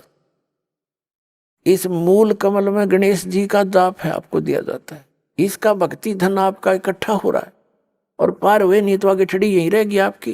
फिर ये लुटेरे आपको टर्न बाई टर्न लूटेंगे। आप गणेश जी के लोक में जाओगे, वहां गण बना देंगे आपको, आपकी पूंजी होगी, रेस्टोरेंट तैयार है, उसका कमीशन है इन देवताओं का। जैसे होटल के मालिक होते हैं उनका कमीशन होता है वो अलग से, यानी उसमें अपना नारा चार्ज लगाते हैं उस बिल में। तो आप कहीं किसी में 10% आपकी कमाई से, किसी में 15%, किसी में 20-25% ये अपना लेते हैं, तब अपना गुजारा चला रहे हैं। ये कंगाल लोग है 21 ब्रह्मांड तक का उस सतलोक की दृष्टि में। और अब भक्ति के धनी लोग वहां जाते हैं, जैसे यहाँ कुल्लू मनाली में जाते हैं गर्मियों में सेठ लोग, और 10-20 हजार रुपये खराब करके उल्टे फिर आ जाते हैं मुंह लटका के कर्म क्षेत्र में। तो आप इस मूल कमल के मंत्र का जाप जो आपको दिया जाता है गणेश जी के लोक में, वहां ठाठ करोगे, यहाँ के नकली ठाठ। जब वहां आपकी ये पूंजी समाप्त हो जाएगी उसके बाद आपको भेजेंगे ब्रह्मा जी के लोक में, क्योंकि उसका भी जाप आपने कर रखा है। वहां जब आपकी धन खत्म हो जाएगा फिर जाओगे विष्णु जी के लोक में, क्योंकि उनका भी आपने धन इकट्ठा कर रखा है। फिर उसके रेस्टोरेंट में वहां रहोगे। उसके बाद फिर जाओगे आप श्री शिव जी के लोक में, उसकी भी कमाई करते हो, मंत्र जाप करते हो। फिर जाओगे दुर्गा जी के लोक में, और वहां भी जब समाप्त हो जाएंगे फिर आपके 2 मंत्र का जाप और रह गया, ये 2 अक्षर का सतनाम का जाप। तो उससे जाओगे आप फिर ब्रह्मलोक में, इस काल के निज लोक के अंदर। वहां कोई हजारों युगों तक आप उस ब्रह्मलोक में रहोगे। वहां इस ओम के धन को खत्म करके फिर वापस आओगे, और फिर इस सतनाम के अंदर जो दूसरा मंत्र है, इसने काल ने उस ब्रह्मलोक में जीव को धोखा देने के लिए नकली सतलोक, नकली अलखलोक, नकली अगमलोक और नकली अकैलोक बना रखे। तो उस पूंजी को फिर ये आपकी वहां बर्बाद कराओगा। फिर रह गया आपका जिसको सार नाम प्राप्त हो गया है और वो पार नहीं हुआ। जरूरी नहीं कि सार नाम मिलते ही पार हो जाओगे, ये तो परमात्मा ने कहा है राम नाम रटते रहो, राम नाम रटते रहो जब तक घट में प्राण। भाई कभू तो दीन दयाल के है भनक पड़ेगी कान। परमात्मा कबीर जी कहते हैं पाकी खेती देख के गर्भियो मत किसान, अब हूँ झोले बहुत हैं घर आले तब जाने। कहते हैं इस या पाकी खेती देख के खेत में अभिमान ना करना किसान, अभी तक बहुत वर्षा ओले आंधी तूफान शेष है, ना जाने के बिजली पड़ जा, तेरे घर आले जब मानिए तेरे धन तेरे घर आ गया। इसलिए बताते हैं कि ये ना समझना सार नाम मिल गया तुम पारे हो गए। सार नाम की कमाई और मर्यादा में अंतिम श्वास तक करते हुए, और एक विशेष कसक बनाओ सतलोक में जान की, तब वहां जाओगे जहां आशा तांबासा हुई, मन कर्म वचन सुमरियो सोई। अब जो सारनाम जिसको प्राप्त हो गया, वो सारनाम प्राप्त प्राणी को एक विशेष बेनिफिट मिलेगा। उसको फिर जैसे आप जितने भी प्राणी यहाँ आए हो जो सीधे आ रहे हैं, जिनको परमात्मा 600 वर्ष पहले दोबारा आकर मिले थे और उनको पुनः फिर भक्ति से चार्ज कर गए थे कुछ, ताकि यहाँ तक आपके मनुष्य जीवन होते हुए आ गए, एक विशेष बेनिफिट मिलेगा। उस आत्मा के साथ परमात्मा सदा रहेगा। लेकिन पार तो होगा इसी समय में, जैसे अब आप ये है वो स्वर्ण युग, ये स्वर्ण युग है इस मोक्ष का, तो पार तो होगा इस समय वो, लेकिन परमात्मा उसके साथ रहेगा। और फिर भी उसका दुर्भाग्य ही है क्योंकि मोक्ष हुआ नहीं था, फिर नौके नंडले फिर ढोने लग गया। लेकिन दाता साथ रहेगा। जैसे हम पहले देखा करते थे, कई ऐसी दुर्घटनाएं हमारे साथ हुई और सेकंड के भी कुछ हिस्से में बचाव बन गया है, और वहां फिर हम सोचते रह जाते थे भगवान बड़ी जान बची, और ये हम जिन भगवानों की भक्ति करते थे इनको क्रेडिट देते थे, इनका वहां कोई रोल नहीं रहता। वो तो समर्थ एक ही है। जो बच्चा गौ की नजर में न्यू साईं को संत और भक्तों के पीछे फिर वो भगत वत्सल भगवत। तो कहने का भाव ये है कि जो अब पार हो गए तो धन्य भाग है उनके, और जो रह गए इस भक्ति युग में, ये हजारों वर्ष चलेगा ये भक्ति मार्ग। ज्ञान एक रह जाएगा, समाधान भक्ति एक ही रह जाएगी। पूरे विश्व में एक रस हो जाएंगे तो भक्ति बहुत आसानी से बनेगी सबकी। फिर अब तो एक भक्त ने ये ज्ञान जाना है, समझा है, घर में विरोध शुरू हो जाता है। घर वाले आंख दिखाने लग जाए, नो कह तू के पैदा हो गया, तने हमारी सारी मर्यादा तोड़ दी, तो कुछ भी पूजा नहीं करता, इन योर साधना कुछ भी नहीं करता। तो इसलिए हमारी अभी भक्ति जो है झटकम पटकम चल रहे हैं, हम बस हंगासा कर रहे हैं। लेकिन ये हम चलते रहेंगे तो वो सेट हो जाएंगे, उनको मानना पड़ेगा। उनके साथ ऐसी घटनाएं घटेंगी और फिर यहाँ आते ही राहत मिलेगी तो वो आपके साथी हो जाएंगे। और फिर जब एक रस हो जाएंगे हम, जैसे कोई सिख धर्म में जन्मा है तो सारे ज्ञान से जितना उनको ज्ञान उससे परिचित सब यस नो प्रॉब्लम। जैसे हिंदू धर्म में जन्मा है, जो कुछ भी उसके ज्ञान है, जो क्रियाएं सब कर रहे हैं, नो प्रॉब्लम। तो फिर ये सारा कुछ ज्ञान एक हो जाएगा, एक मर्यादा, एक साधना, एक ही परंपरा हो जाएगी, फिर नो प्रॉब्लम। फिर तक जितने सांस लोगे परमात्मा की तरफ ही होंगे। बहुत आसान मोक्ष है, सबसे आसान काम यहाँ से मुक्ति पाना है। जो आज तक पहाड़ बन रहा था, इस सीधे से इस मंत्रों से काम करते करते भक्ति करो, प्यार से रहो, सबको दुखी जानो, यहाँ सभी दुखी हैं, यहाँ सब लावारिस हैं, ये समझ लेना आप। लेकिन कद समझ में आओगी वो थोड़ा टाइम लगेगा। हम सब लावारिस हैं, हमारा वारिस सतलोक में है और हम अपनी गलती करके इस काल का फंस गए। ये तो विलियन है, हर तरह से धोखा देकर हमसे सब क्रियाएं बाई फोर्स करवा रहा है। किसी भी कार्य को देख लो आप, संतानों उत्पत्ति बाई फोर्स कराता है, इतनी वासना पैदा कर देता, बलात्कारों तक कर जाते हैं दुष्ट लोग। तो कोई बात है या? और इसी कोई भी कार्य आप देख लो, सारा विवश करके करवाया जा रहा है। ये नहीं करोगे तो ऐसा नहीं होगा, ऐसा नहीं करोगे तो ऐसा नहीं होगा। और वो सतलोक है, जिस सुख की यहाँ खोज कर रहे हो वहां मिलेगा। जैसे यहाँ हमने कहाँ तक कोशिश कर ली, रिमोट लगा लिए टीवी चलाने के, अंगूठा नहीं, काम ना करना पड़े, मौज करें। लेकिन क्या एक रिमोट से काम खत्म हो गया?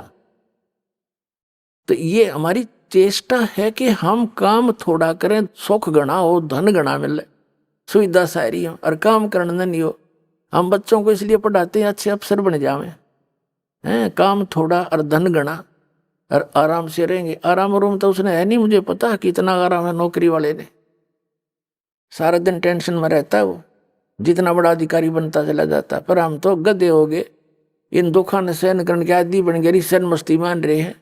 झूठे सुख को सुख है ये मान रहा मनमोद, ये सकल चबीना काल का कुछ मुख में कुछ गोद।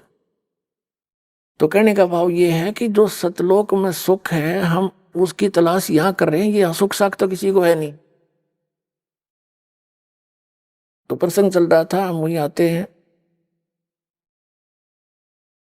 कि परमात्मा हमारे लिए भटक रहे हैं। अब क्या बताते हैं कि इस ज्ञान के आधार से यहाँ कोई रह भी जाएगा, रह तो जाएंगे कुछ लास्ट से में, तो फिर क्या होगा? परमात्मा कहते हैं अभी जैसे इस भक्ति युग के दौरान और कोई नाम टूट गया किसी कारण से, उसने गलती कर दी। देखो दो प्रकार से विमुख होते हैं, एक तो गुरुद्रोही बन जाता है, उसको तो भगवान संभालता नहीं, उसको तो कई हजार युगों तक मनुष्य जीवन नहीं मिलेगा फिर। और जो वैसे गलती से कर जाता है, गफलत कर जाता है, भक्ति करता करता छोड़ दिया, तो उसने अपना काम बढ़ा लिया। फिर वो जाएगा, जैसे बाप को बताया, पहले गणेश जी के लोक में, वहां अपनी जीवन पूंजी नाश करेगा भक्ति की। फिर जाएगा ब्रह्मा जी के लोक में, फिर विष्णु जी के लोक में, फिर शिव जी के लोक। तो यहां परमात्मा ने एक ऑप्शन और बताई है आपको, कहते हैं शिव मंडल ब्रह्मापुरी चाहे विष्णु लोक में हो, हमरे गुण भूले नहीं तो आन छुटाऊं तो। कितना कितना रहम किया आपके ऊपर। कहते हैं यदि तू गलती से और बीच में गफलत कर गया, फिर पहुंच गया विष्णु लोक में, शिव के लोक में, कहते वहां तेरा फिर याद आ जा कि मैं तो गलत आ गया, ये तो पहले बताया करते गुरु जी, या तो मेरी पूंजी नाश होएगी, मेरा तो काम बिगड़ गया सारा। कहते वहां भी जो हृदय तो रोएगा ना तू, तुझे वहां से भी छुटवा लाऊंगा और पुनः मनुष्य जन्म दिवा कर तुझे फिर से लाइन में ला दूंगा। इतने दयालु हम दी छोड़।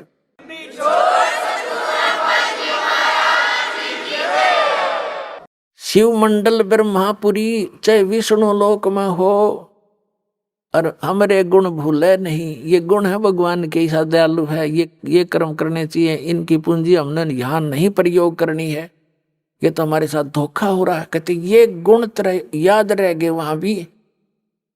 शिव मंडल ब्रह्मापुरी चाहे विष्णु लोक में हो, हमरे गुण भूले नहीं तो आन छुटाऊं तो। और फिर क्या होगा, जैसे लास्ट में जो रह जाएंगे, लास्ट के क्या होगा, लास्ट जो भक्ति इस कलयुग में हजारों वर्ष तक ये अब चलेगा, दाता की दया होगी, क्योंकि प्रोमिस है परमात्मा का कि इस पिछली पीढ़ी में जहाज भर भर ले जाऊंगा सतलोक में अपने बच्चा की, और वहां ठाठ कर देंगे।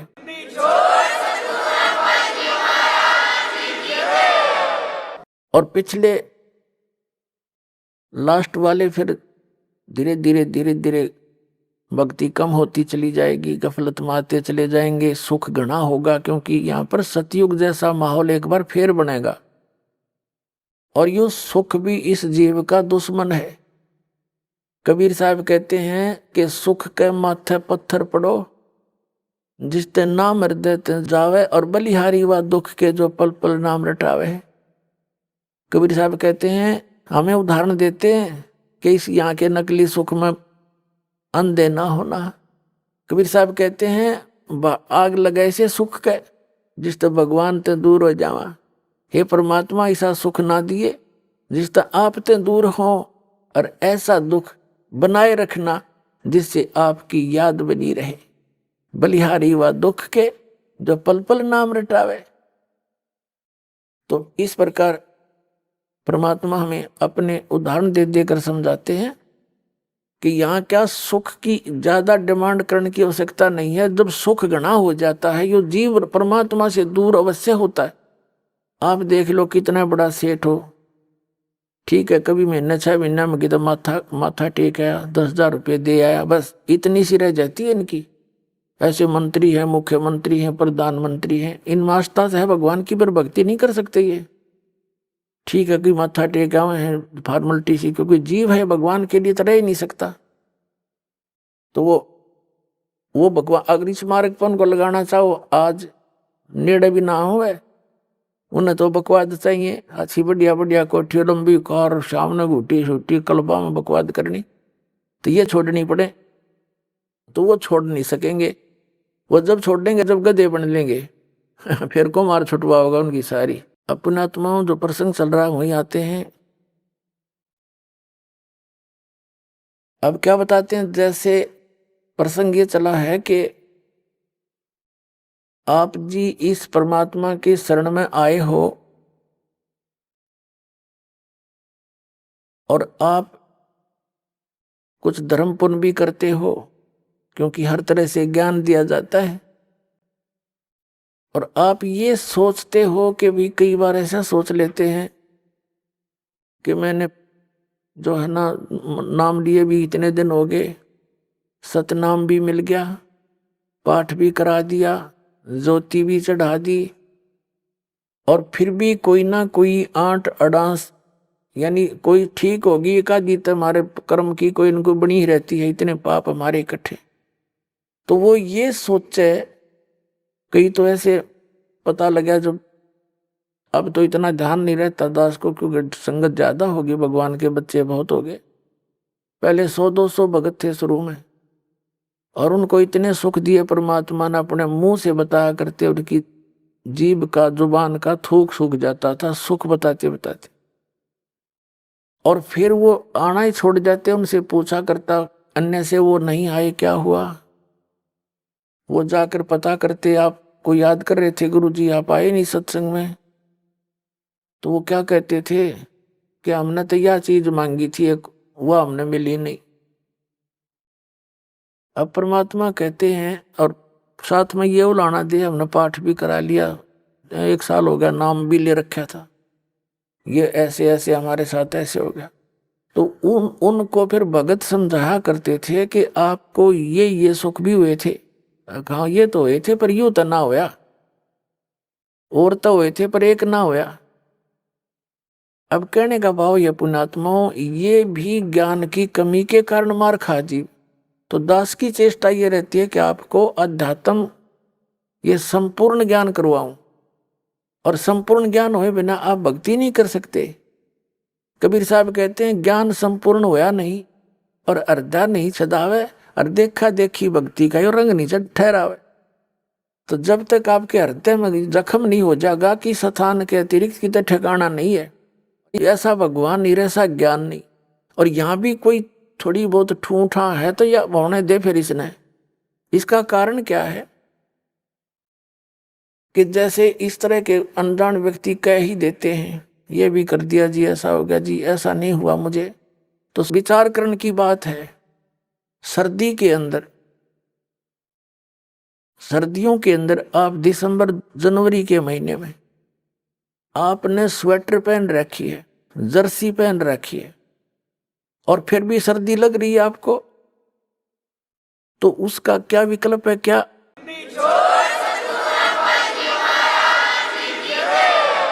देगा? अक मुझे ठंड भी लग रही है, मैंने जर्सी भी पहन रखी है।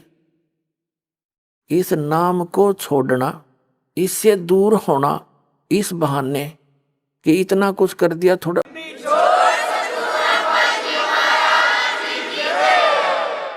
जितना वो जर्सी का काम था इतना प्रोटेक्शन हुआ आपका कर रही थी। अरे इसने उतार देगा तो नमूनिया होगा, होता किसान के समझदारी करोगे। यानी जितना भजन भक्ति सुमरण आपने किया है उतना प्रोटेक्शन आपको प्राप्त है। लेकिन सर्दी ज्यादा है, काना के हाथों के लग रही है तो यह लागण दे, या आपका नमूनिया नहीं कर सकती जब जर्सी ना उतारोगे तो, और ये चली जाएगी तो महीने 2 महीने में। तो कहने का भाव ये है, जितनी भक्ति धर्म धन दान आप कर रहे हो ये उतना ही आपका प्रोटेक्शन होता जा रहा है। और थोड़ी बहुत सर्दी यानी पाप कर्मों की सर्दी घनी है आपकी, और थोड़ी बहुत की तो कान कून का लगे है तो लागण दे इसने, इससे बचाव बहुत है। जब जर्सी तार दी तो नमूनिया होगा, मरेगा जल्दी, काम बनेगा। तो उसका प्रोटेक्शन क्या है?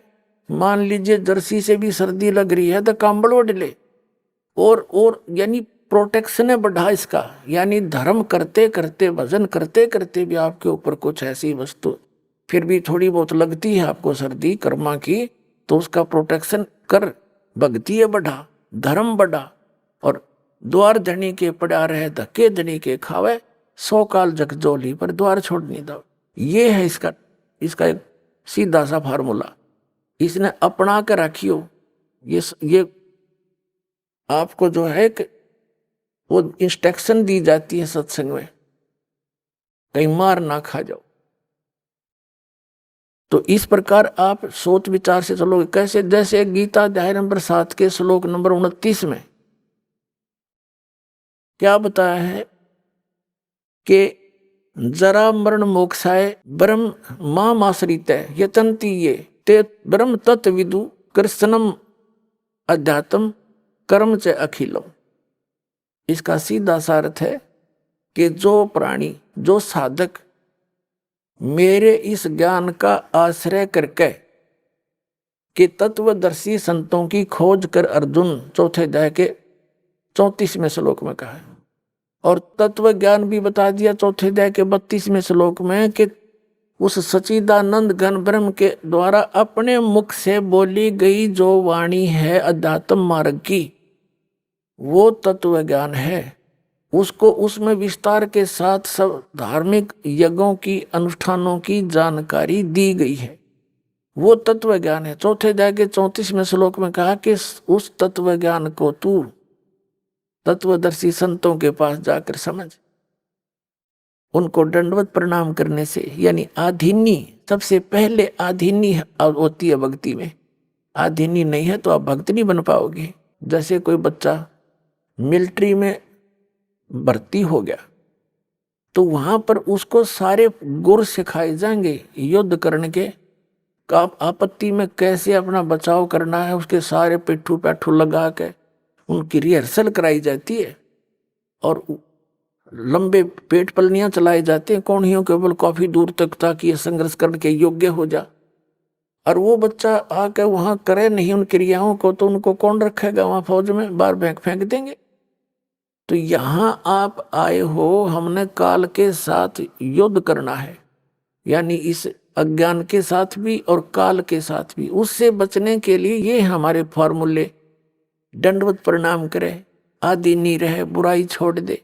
तो इन नैना नहीं करेगा तो फिर वो फौजी किसा, फिर वो भगत कैसा। तो आप जी को यहाँ रिहर्सल कराई जाती है। जब आप सतलोक जाओगे ना, या काम आओगे आपके। अब आज जैसा भाव आपका इस दास के प्रति है, आपके शरीर छोड़ने के बाद भी वैसा ही रहेगा। स्वभाव तो अंतः सूक्ष्म शरीर में होता है। ये ऊपर का कवर कांचली यहीं रह जाएगी, जैसे सर्प कांचली छोड़ जाता है, ये तो ऐसी छोड़ जाओगे आप। पर अंदर है ओरिजिनल वस्तु, वो शरीर भी और है। उस शरीर को, जो इसके अंदर शरीर है, इस भक्ति से उसको चार्ज किया जाता है और फिर वो है आपका असली शरीर। कब तक? जब तक सतलोक नहीं जाओगे तो वो शरीर है आपका, वो काम देगा, उसमें भक्ति संग्रहित है। फिर जहां जहां हम जाते जाएंगे उसी सतर के उस शरीर में, जैसे 10वें द्वार को पार करेंगे तो उसके बाद हमारा दूसरा शरीर ऊपर का एक कवर और उतर जाएगा। उसके बाद हम 11वें द्वार को पार करेंगे काल के लोक में, तो वहां एक शरीर का एक आवरण और उतर जाएगा। वो उस नीचे वाले में दूसरे मंत्र की चार्जिंग रहेगी। फिर हम उससे जाकर के 12वें द्वार को पार करेंगे, तब वो दूसरे मंत्र वाला जो कवर जिससे चार्ज है वो भी वहां भक्ति वहीं रह जाएगी। फिर केवल तीसरे नाम वाला ही वो आत्मा के साथ जागा और सतलोक में जाकर आपको तुरंत उसके ऊपर अन्य शरीर इट इज फिट हो जाएगा, जो वहां के हंसों का होता है।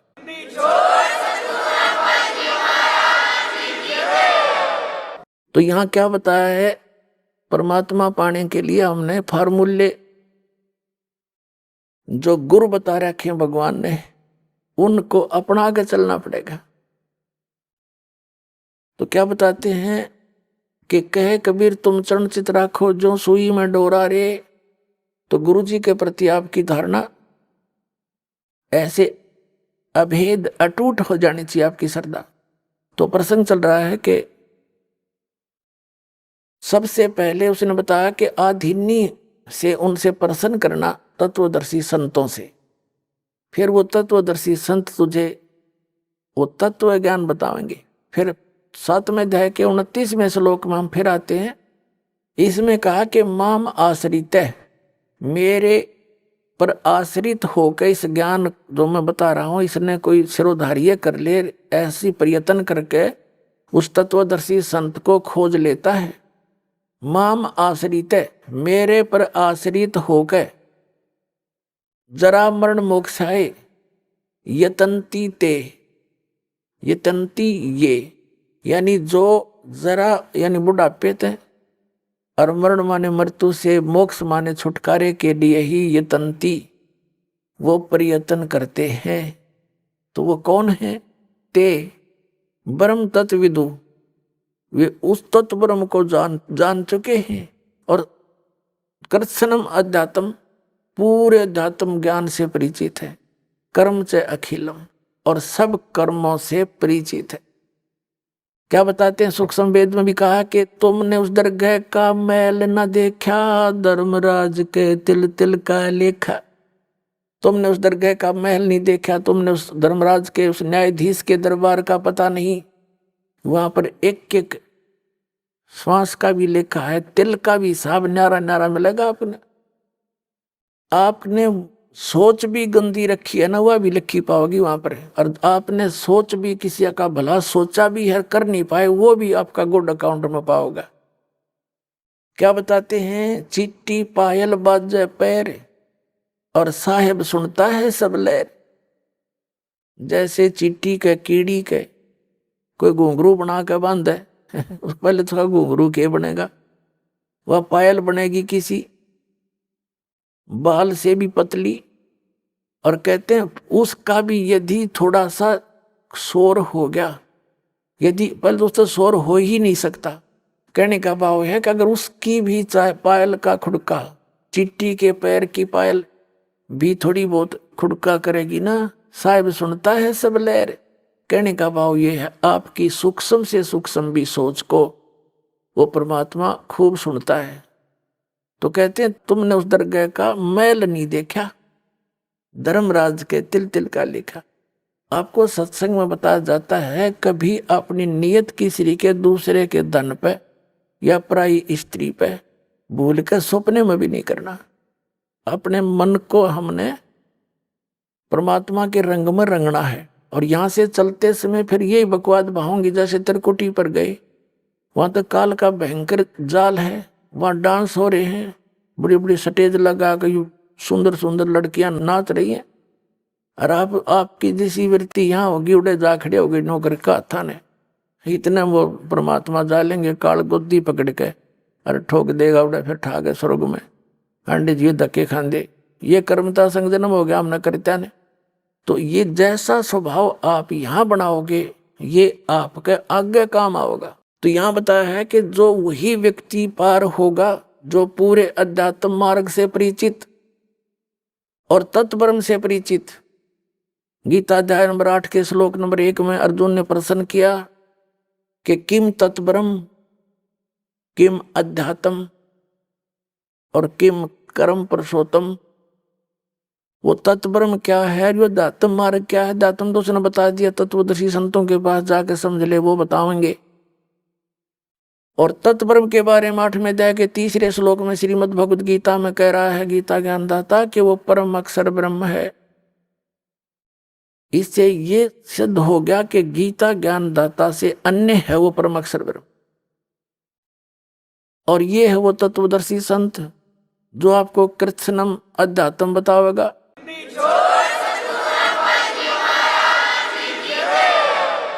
कबीर साहब कहते हैं, मां मुंडो उस गुरु की जिसते संशय ना जा।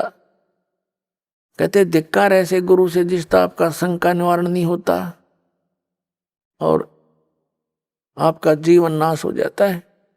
तो क्या बताया है इसमें कि जो कबीर साहब कहते हैं,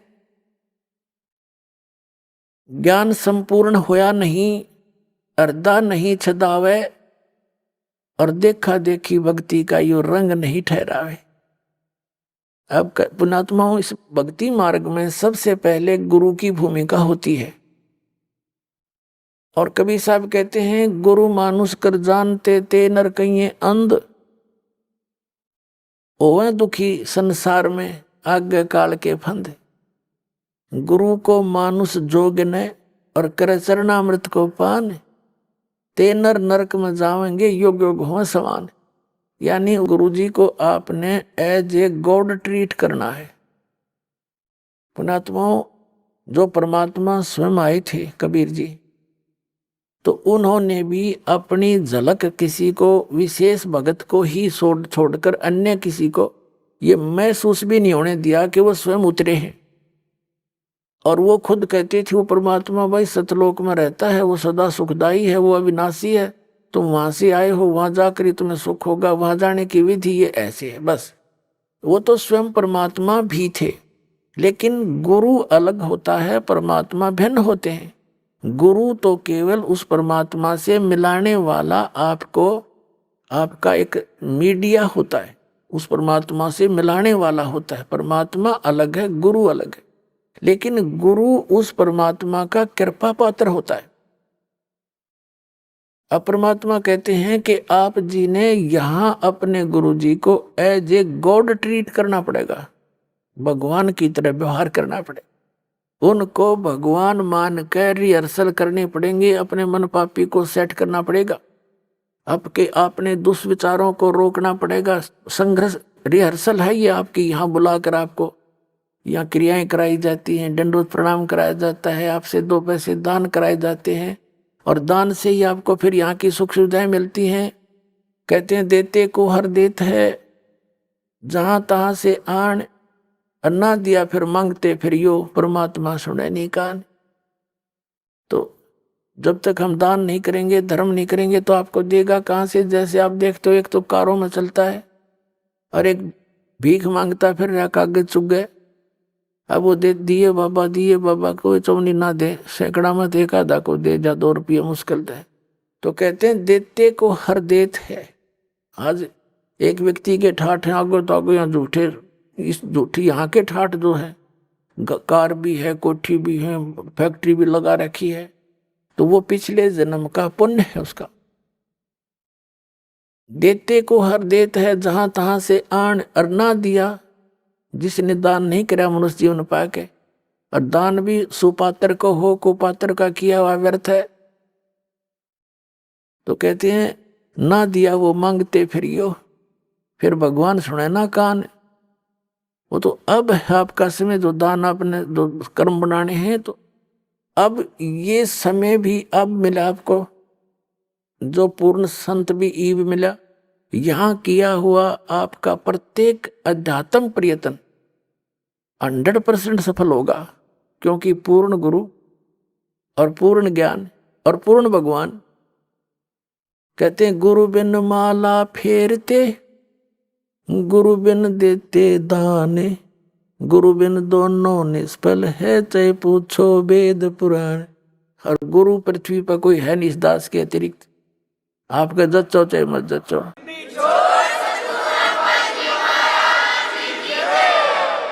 आपको यकीन हो या ना हो, ये सच्ची बात समझ लेना। बुद्धिमानों को तो यकीन हो ही चुका होगा, ये सारे दिखा दिए किसी गुरु थे। जिसको अध्यात्म ज्ञान नहीं वो टीचर किसा, जिसको अपने सिलेबस का ज्ञान नहीं वो अध्यापक कहाँ का। तो ये गुरु नहीं थे, इनके द्वारा इनको आधार मान के की हुए आध्यात्मिक क्रियाएं आपकी यूजलेस, क्योंकि वो शास्त्र विधि को त्याग कर मनमाना आचरण। तो शास्त्र अनुकूल साधना और अधिकारी इस दास को बनाया है। और अब चाहे पूरा विश्व आके नाम ले लो, सारे पार हो जाएंगे, क्योंकि शब्द बहुत जबरदस्त शक्ति होती है। दास ने नाम दे दिया, आपने भक्ति करनी, मर्यादा में रहना, पार हो जाओगे। उसके लिए क्या बताते हैं? गुरु मानुष कर जानते ते नर कहिए अंध, ओए दुखी संसार में आग काल के फंद। जैसे इस दास के स्थान पर परमात्मा होते तो कैसे व्यवहार करते आप तो खैर आप ही जानो, लेकिन दास को पता है मैं क्या करता है। जब भी उनके सामने आता, आंखों में आंसू होते और उसके चेहरे की तरफ देखते रहते। अब उसके सामने ठीक है, अब तो हम as a Guru he deal करेंगे, अपना दुख भी रोवांगे। कहते हैं जय इब क सतगुरु मिले, जय इब कै सतगुरु मिले, सब दुख आँखों रो, चरणों ऊपर शीस धरूं, कहूं जो कहनी हो। तो कहने का भाव ये है कि जैसे गुरुजी के सामने आप भगवान के पास जाते हो और आपसे गुरुजी क्या कहेगा कि भाई शराब नहीं पीना, चोरी नहीं करना, मर्यादा भंग मत करना, मर्यादा में रहना, भक्ति करना। और आप मेरे सामने आकर के झूठ बोल दोगे किसी भी पॉइंट के, भगवान के सामने आप जाते हो, झूठ बोल सकते हो? दास का कलेजा फट जा झूठ बोलती आना। तुम अपने आप सोच लो ना, आप किस व्यवहार करोगे मेरे साथ। जो इस दास के साथ आपका व्यवहार होगा वो भगवान के साथ माना जाएगा। दास भगवान नहीं है, लेकिन कबीर साहब कहते हैं गुरु को भगवान मानना पड़ेगा अपने। जैसे गणित के ऋण का एक प्रश्न होता है, उस प्रश्न को हल करने के लिए मूलधन ज्ञात करना होता है। वो मूलधन करोड़ों की संख्या में होता है, लेकिन वो मूलधन अज्ञात होता है। उस अज्ञात मूलधन, करोड़ों के मूलधन को प्राप्त करने के लिए, जानने के लिए, पाने के लिए मानना पड़ता है मूलधन 100 रुपये। वो 100 रुपये मूलधन नहीं होता, लेकिन उसको सपोज करे बिना वो मूलधन मिले नहीं जिसके लिए प्रयत्न हम करेंगे। तो हमारा मूलधन है कबीर साहब, लेकिन उस कबीर साहब को पाने के लिए आपने मानना पड़ेगा, मान लीजिए रामपाल कबीर साहब, एज ए ट्रीट नो करना पड़ेगा।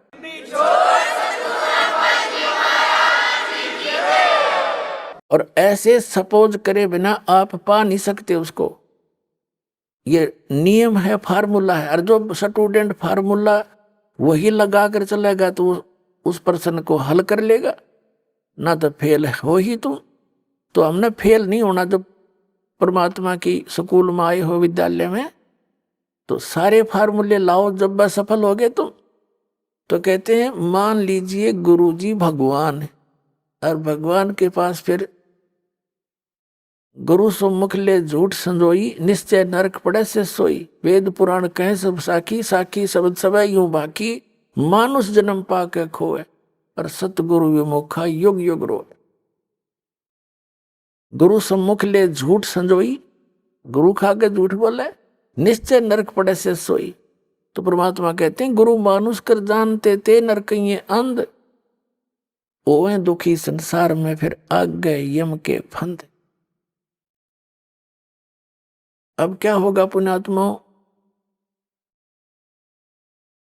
जैसे क्या बताया है कि शरण पड़े को गुरु संभाले, जान के बालक भोला रे।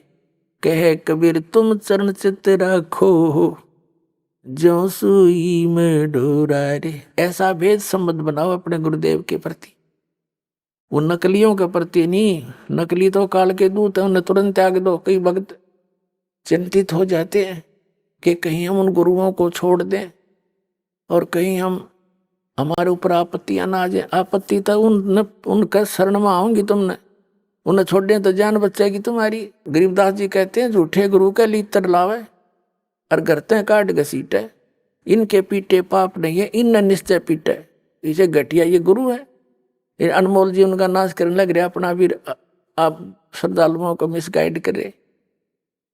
तो कबीर साहब कहते हैं झूठे गुरु के पक्ष को, और तजत न लावे वार, और द्वार न पावे शब्द का वो भटके वार ही वार। फिर कहते हैं जब लग गुरु मिले नहीं साचा, तब तक गुरु करो 10 पाचा। जब तक सच्चा गुरु नहीं मिले, चाहे कितने गुरु बदलने पड़े, उसमें पाप नहीं, लाभ होगा। कहते कबीर डूबे थे हम उबरे, गुरु की ज्ञान चमक, और बेड़ा देखा दरदरा उतर चले फड़के। जैसे नौका टूटी ही और मझदार में जा रही हो, नीचे से पानी भरने लग रहा हो, और साथ में कोई दूसरी ले जाकर खड़ी कर दे बिल्कुल ओके, और उसने कहा या डूबेगी भाई, देखिए पानी भरने लग रहा है इसमें, और आ जाओ इसमें। विकल्प कूद जाएंगे वो 1 सेकंड में। जो विकल्प नहीं हो तो डूबेंगे। जब विकल्प खड़ा कर दिया कि या ठीक सर इसमें आ जाओ, और फिर भी ना दे, फिर तो वो भांग पिए बैठे हैं घुटनों पानी में भी बड़े हैं, फिर भी नो के ओके है। तो जो दास प्रमाण दिखा रहा है, और ये नौका साथ में खड़ी कर दी कि ये है ओके, इसमें आ जाओ, और यह सारी डूबेगी तुम्हारी, और अब भी उनको नहीं छोड़ रहे। उनने तो फिर नशा गणा हो रहा है, वो उनका क्या करें फिर हम। कबीर साहब कहते हैं कि ये चातुर पुरानी चोर हैं। इतना ज्ञान दास ने बता दिया, और उनकी दाख उनने तो कुछ ध्यान देना चाहिए। जो संत गुरु पद पर बैठे हैं, तुम क्या करने जा रहे हो? तुम्हारा ज्ञान फेल कर दिया। और फिर भी बोले आत्मा नहीं कहते भाई चलो वह भी आ जा, उन्होंने भी कह दे भाई बिल्कुल ठीक है, नहीं तो गलत बताओ मेरे ज्ञान को। मैं बार बार कह रहा हूँ ये गलत बताओ, गलत कह रहा हूँ। और गलत नहीं कह रहा तो स्वीकार करो, इन छोड़ दो परमात्मा के बच्चों ने, क्यों दुश्मन बने बैठे हो तुम।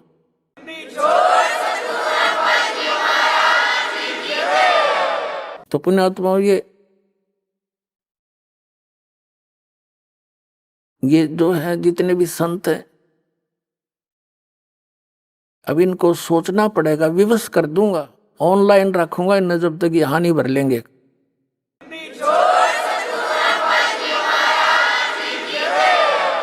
कबीर साहब कहते हैं चातुर प्राणी चोर हैं, जैसे मधु परमहंस हरिये नो कह बोला हमने आध्यात्मिक ज्ञान चर्चा ना करी। इससे सिद्ध है कि ये परमार्थी नहीं है। अगर ये संत होते तो रूपदास जी की तरह कह देते धर्मदास को कि बेटा जा अपना कल्याण करा ले, मेरे तो समझ में आती नहीं, और तुझे गुरु मिल गया है तो जा कल्याण करवा ले। तो उसने छोड़ दिया तो बोली आत्मा आ गया और कबीर साहब के चरणों में गिर गया। फिर तो पूछो मत, फिर तो सारी ये बात समझ में आ गई है, भगवान मेरा तो नाश हो जाता, मैं तो डूब गया था, बताया जीव कहाँ जाएंगे जो आपके शरण में नहीं आते।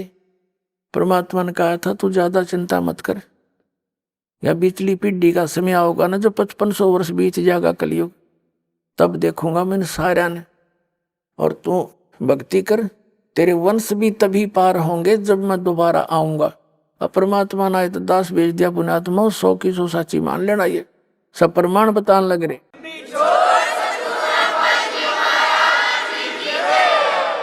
तो कबीर साहब कहते हैं चातुर प्राणी चोर हैं, मूड मुग्ध है ठोठ। इतने प्रमाण देख के भी जो मूर्खा के चिपके रहेंगे नकलियां के, कहते वो तो मूड मुग्ध है ठोठ, वो तो कति ओलंड है, देसी भाषा का बौड़ी बूझ है। इतने प्रमाण देख के और फिर उनके बैठे उनके सतगुरु मान रहे, और फिर परमात्मा कहें जय वो फिर भी नहीं आते है ना, हमने उनकी जरूरत भी नहीं है। चातुर प्राणी चोर हैं ये, मूड मुग्ध है ठोठ, और संतों के नहीं काम के उनको दो गलजोट, वो तो और दर्द कर दो उनको, मरे रहो वहीं पर। इतना ज्ञान समझ के भी ना मानते। तो पुण्यात्मा प्रसंग चल रहा था कि कर लो गुरु वकील मुकदमा भारी है। बहुत सबसे खतरनाक केस यू है आपका इस सृष्टि में कोई है तो आप काल की जेल में बंद हैं, और ये सिर्फ काल की खुली जेल है। आप ही से बच्चे पैदा करवा कर आपको एक और बंधन में बांध रहा है, और अपना करो धंधा रखाओ हैं और मर जाओ, फिर गधे बन जाओ, दूसरी जेल वो कठिन जेल में भेज दिया। तो कहने का भाव ये है कि अब आपको ये दास वकील मिल गया इस पृथ्वी पर, दूसरा वकील इस वकालत करनिया नहीं है इस काल के साथ में, और अब आप सभी ने ये वकील करना पड़ेगा पूरे विश्व ने।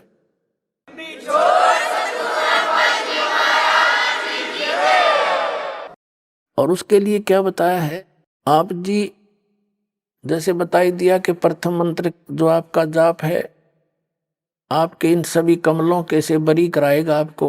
जैसे ये राधा स्वामी पंथ वाले और जय गुरुदेव पंथ वाले ये एक विचार है इनके एक जैसे, क्योंकि ये राधा स्वामी पंथ से निकले हैं आगरा वाले से, और ये व्यास वाला भी, और धन धन सतगुरु सच्चा सौदा सिरसा और जगमाल वाली वाले, ये निरंकारी, ये ठाकुर जी वाले, ये सारे एक कुएं का पानी है दनोद वाला जो बयानी में बना रखे।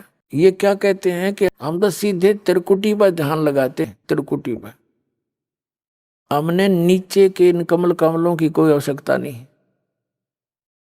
देखिए घर का राज बना रहे, अब विदेश में है और स्वदेश जाना है मान लीजिए, और वहां से वापस आने के लिए आपने वहां के सभी नो ड्यूज सर्टिफिकेट लेने पड़ेंगे, और तब आपका वापस आने का सारी क्लियरेंस होगी, तब आप वापस आ सकते हो। और आने के लिए फिर किराया भी चाहिए आपने। तो ये यहाँ हम जो रह रहे हैं, जैसे किसी ने टेलीफोन का कनेक्शन ले रखा था, बिजली का, पानी का, गैस का, धंधा ठीक होने ना होने के कारण वो सारे कट गए, उनके टैक्स दिए नहीं, तो दूने कंगाल हो गए। तो उस समय कोई ऐसा गारंटर चाहिए आपने जो सरकार से आपकी सुविधाएं चालू करवा दे, और फिर आपसे कहेगा कि आप अपनी कमाई करो और टैक्स भरो। तो बहुत अच्छी बात होगी, कमाओगे तो टैक्स भी भर दोगे। तो दास आपका गारंटर बना, दोबारा आपके ये सारे कनेक्शन चालू करवा दिए, अब इनके ये मंत्र जाप करो, इनकी मजदूरी करो। यह साधना है, पूजा नहीं है। पुण्यात्माओं पूजा और साधना में बहुत अंतर होता है। पूजा तो वो कसक है किसी वस्तु के पाने की। जैसे हमने जल प्राप्ति करनी है और जल पृथ्वी में है, तो हमारे अंदर जो पूजा है वो तो जल है पूज्य। उसके पाने के लिए जो भी हम प्रोसीजर अपनावाएंगे, जो इंस्ट्रूमेंट यूज कराएंगे, वो वही हो जो उस पानी को, पूज्य वस्तु को प्राप्त करा दे। इब हम लकड़ के लठ गेलना वो खोदन लगे, कद तक खोदेंगे इसने? यानी जो गलत नाम है वो लकड़ के लठ से धरती खोद रहे हम, वो कभी नहीं हो सकता, वहां तक पहुंचे नहीं सकते। तो उसके लिए इंस्ट्रूमेंट है बोकी और पाइप।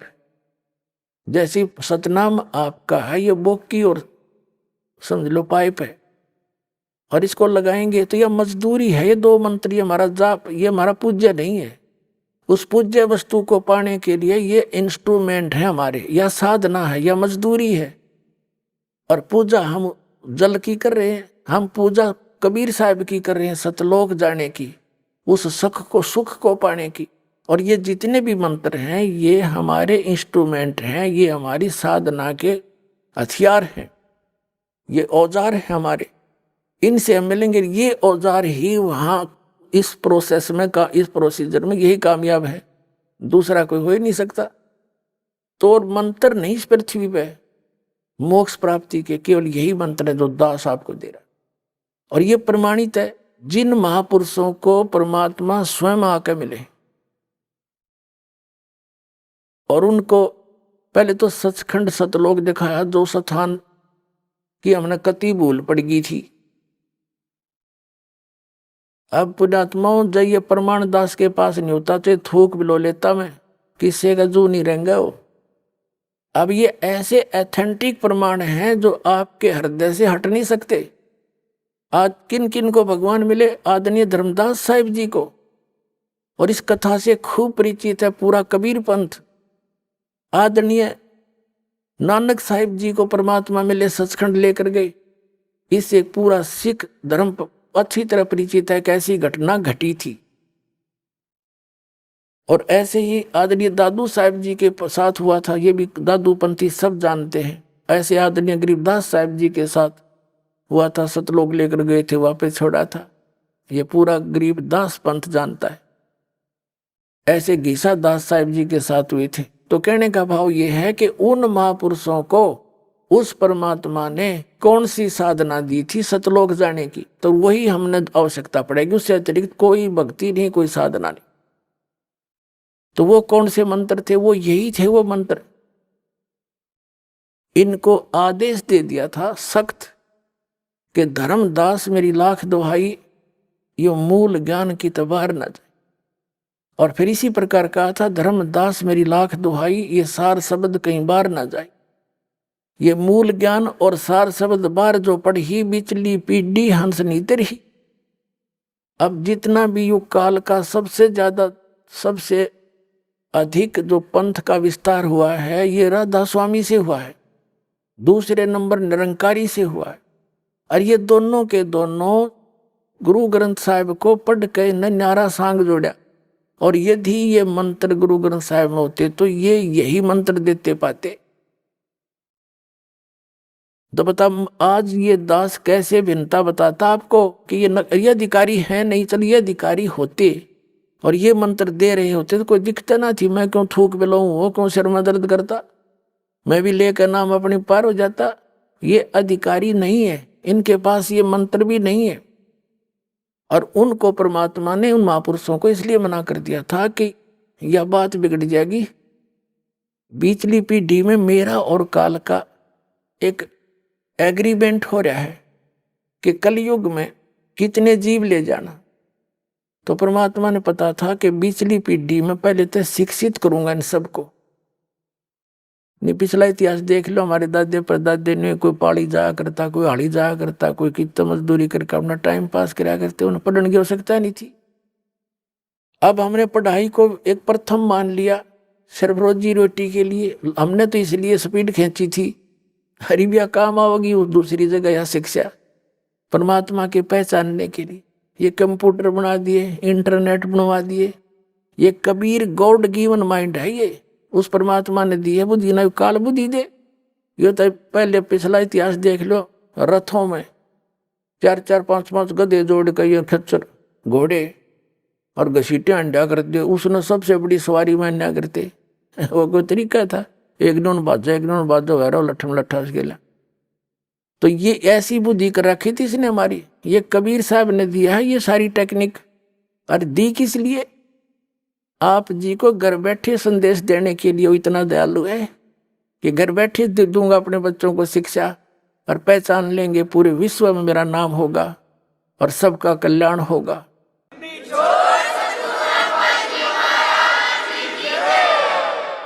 तो कहने का भाव ये है पुण्यात्माओं, परमात्मा कहते हैं कि ये राधा स्वामी वाले कहते हैं हम तो सीधे तिरकुटी बजाते, तिरकुटी तो इनने बरवाड़ा का बस स्टैंड मान रखा है। हाँ, पैदल गए पैदल पहुंच गए, साइकिल ठहरा साइकिल पर बैठ कर पहुंच गए। तिरकुटी बजाने के लिए अंगा लगेगा। तिरकुटी इन बेरा भी कोई ना तिरकुटी है कहाँ, सुन रखी है कबीर साहब की वाणी में, किसी को नहीं पता इन संतों को तिरकुटी है कहाँ और क्या सचित है वहां पर। मारे सट्टे सुड़ी सुनाई, तो ये सारे आप सीधे हो जाएंगे। भगत समाज बुद्धिमान है। अब तो वो इस ऐसे बैठे हैं कि यूं चला जाएगा जब देखेंगे पाछे थे। वो ग्रुप के ग्रुप सेट हुए बैठे हैं, लेकिन अंदर से खोखले हो लिए सारे। ये राधा स्वामी वाले, धन सतगुरु वाले, ये कबीरपंथी सब खाली करके दिखा दिए। इनके थैले नू उलट दिए, ऊपर बोर्ड के मैं था पाया खाक इनमें।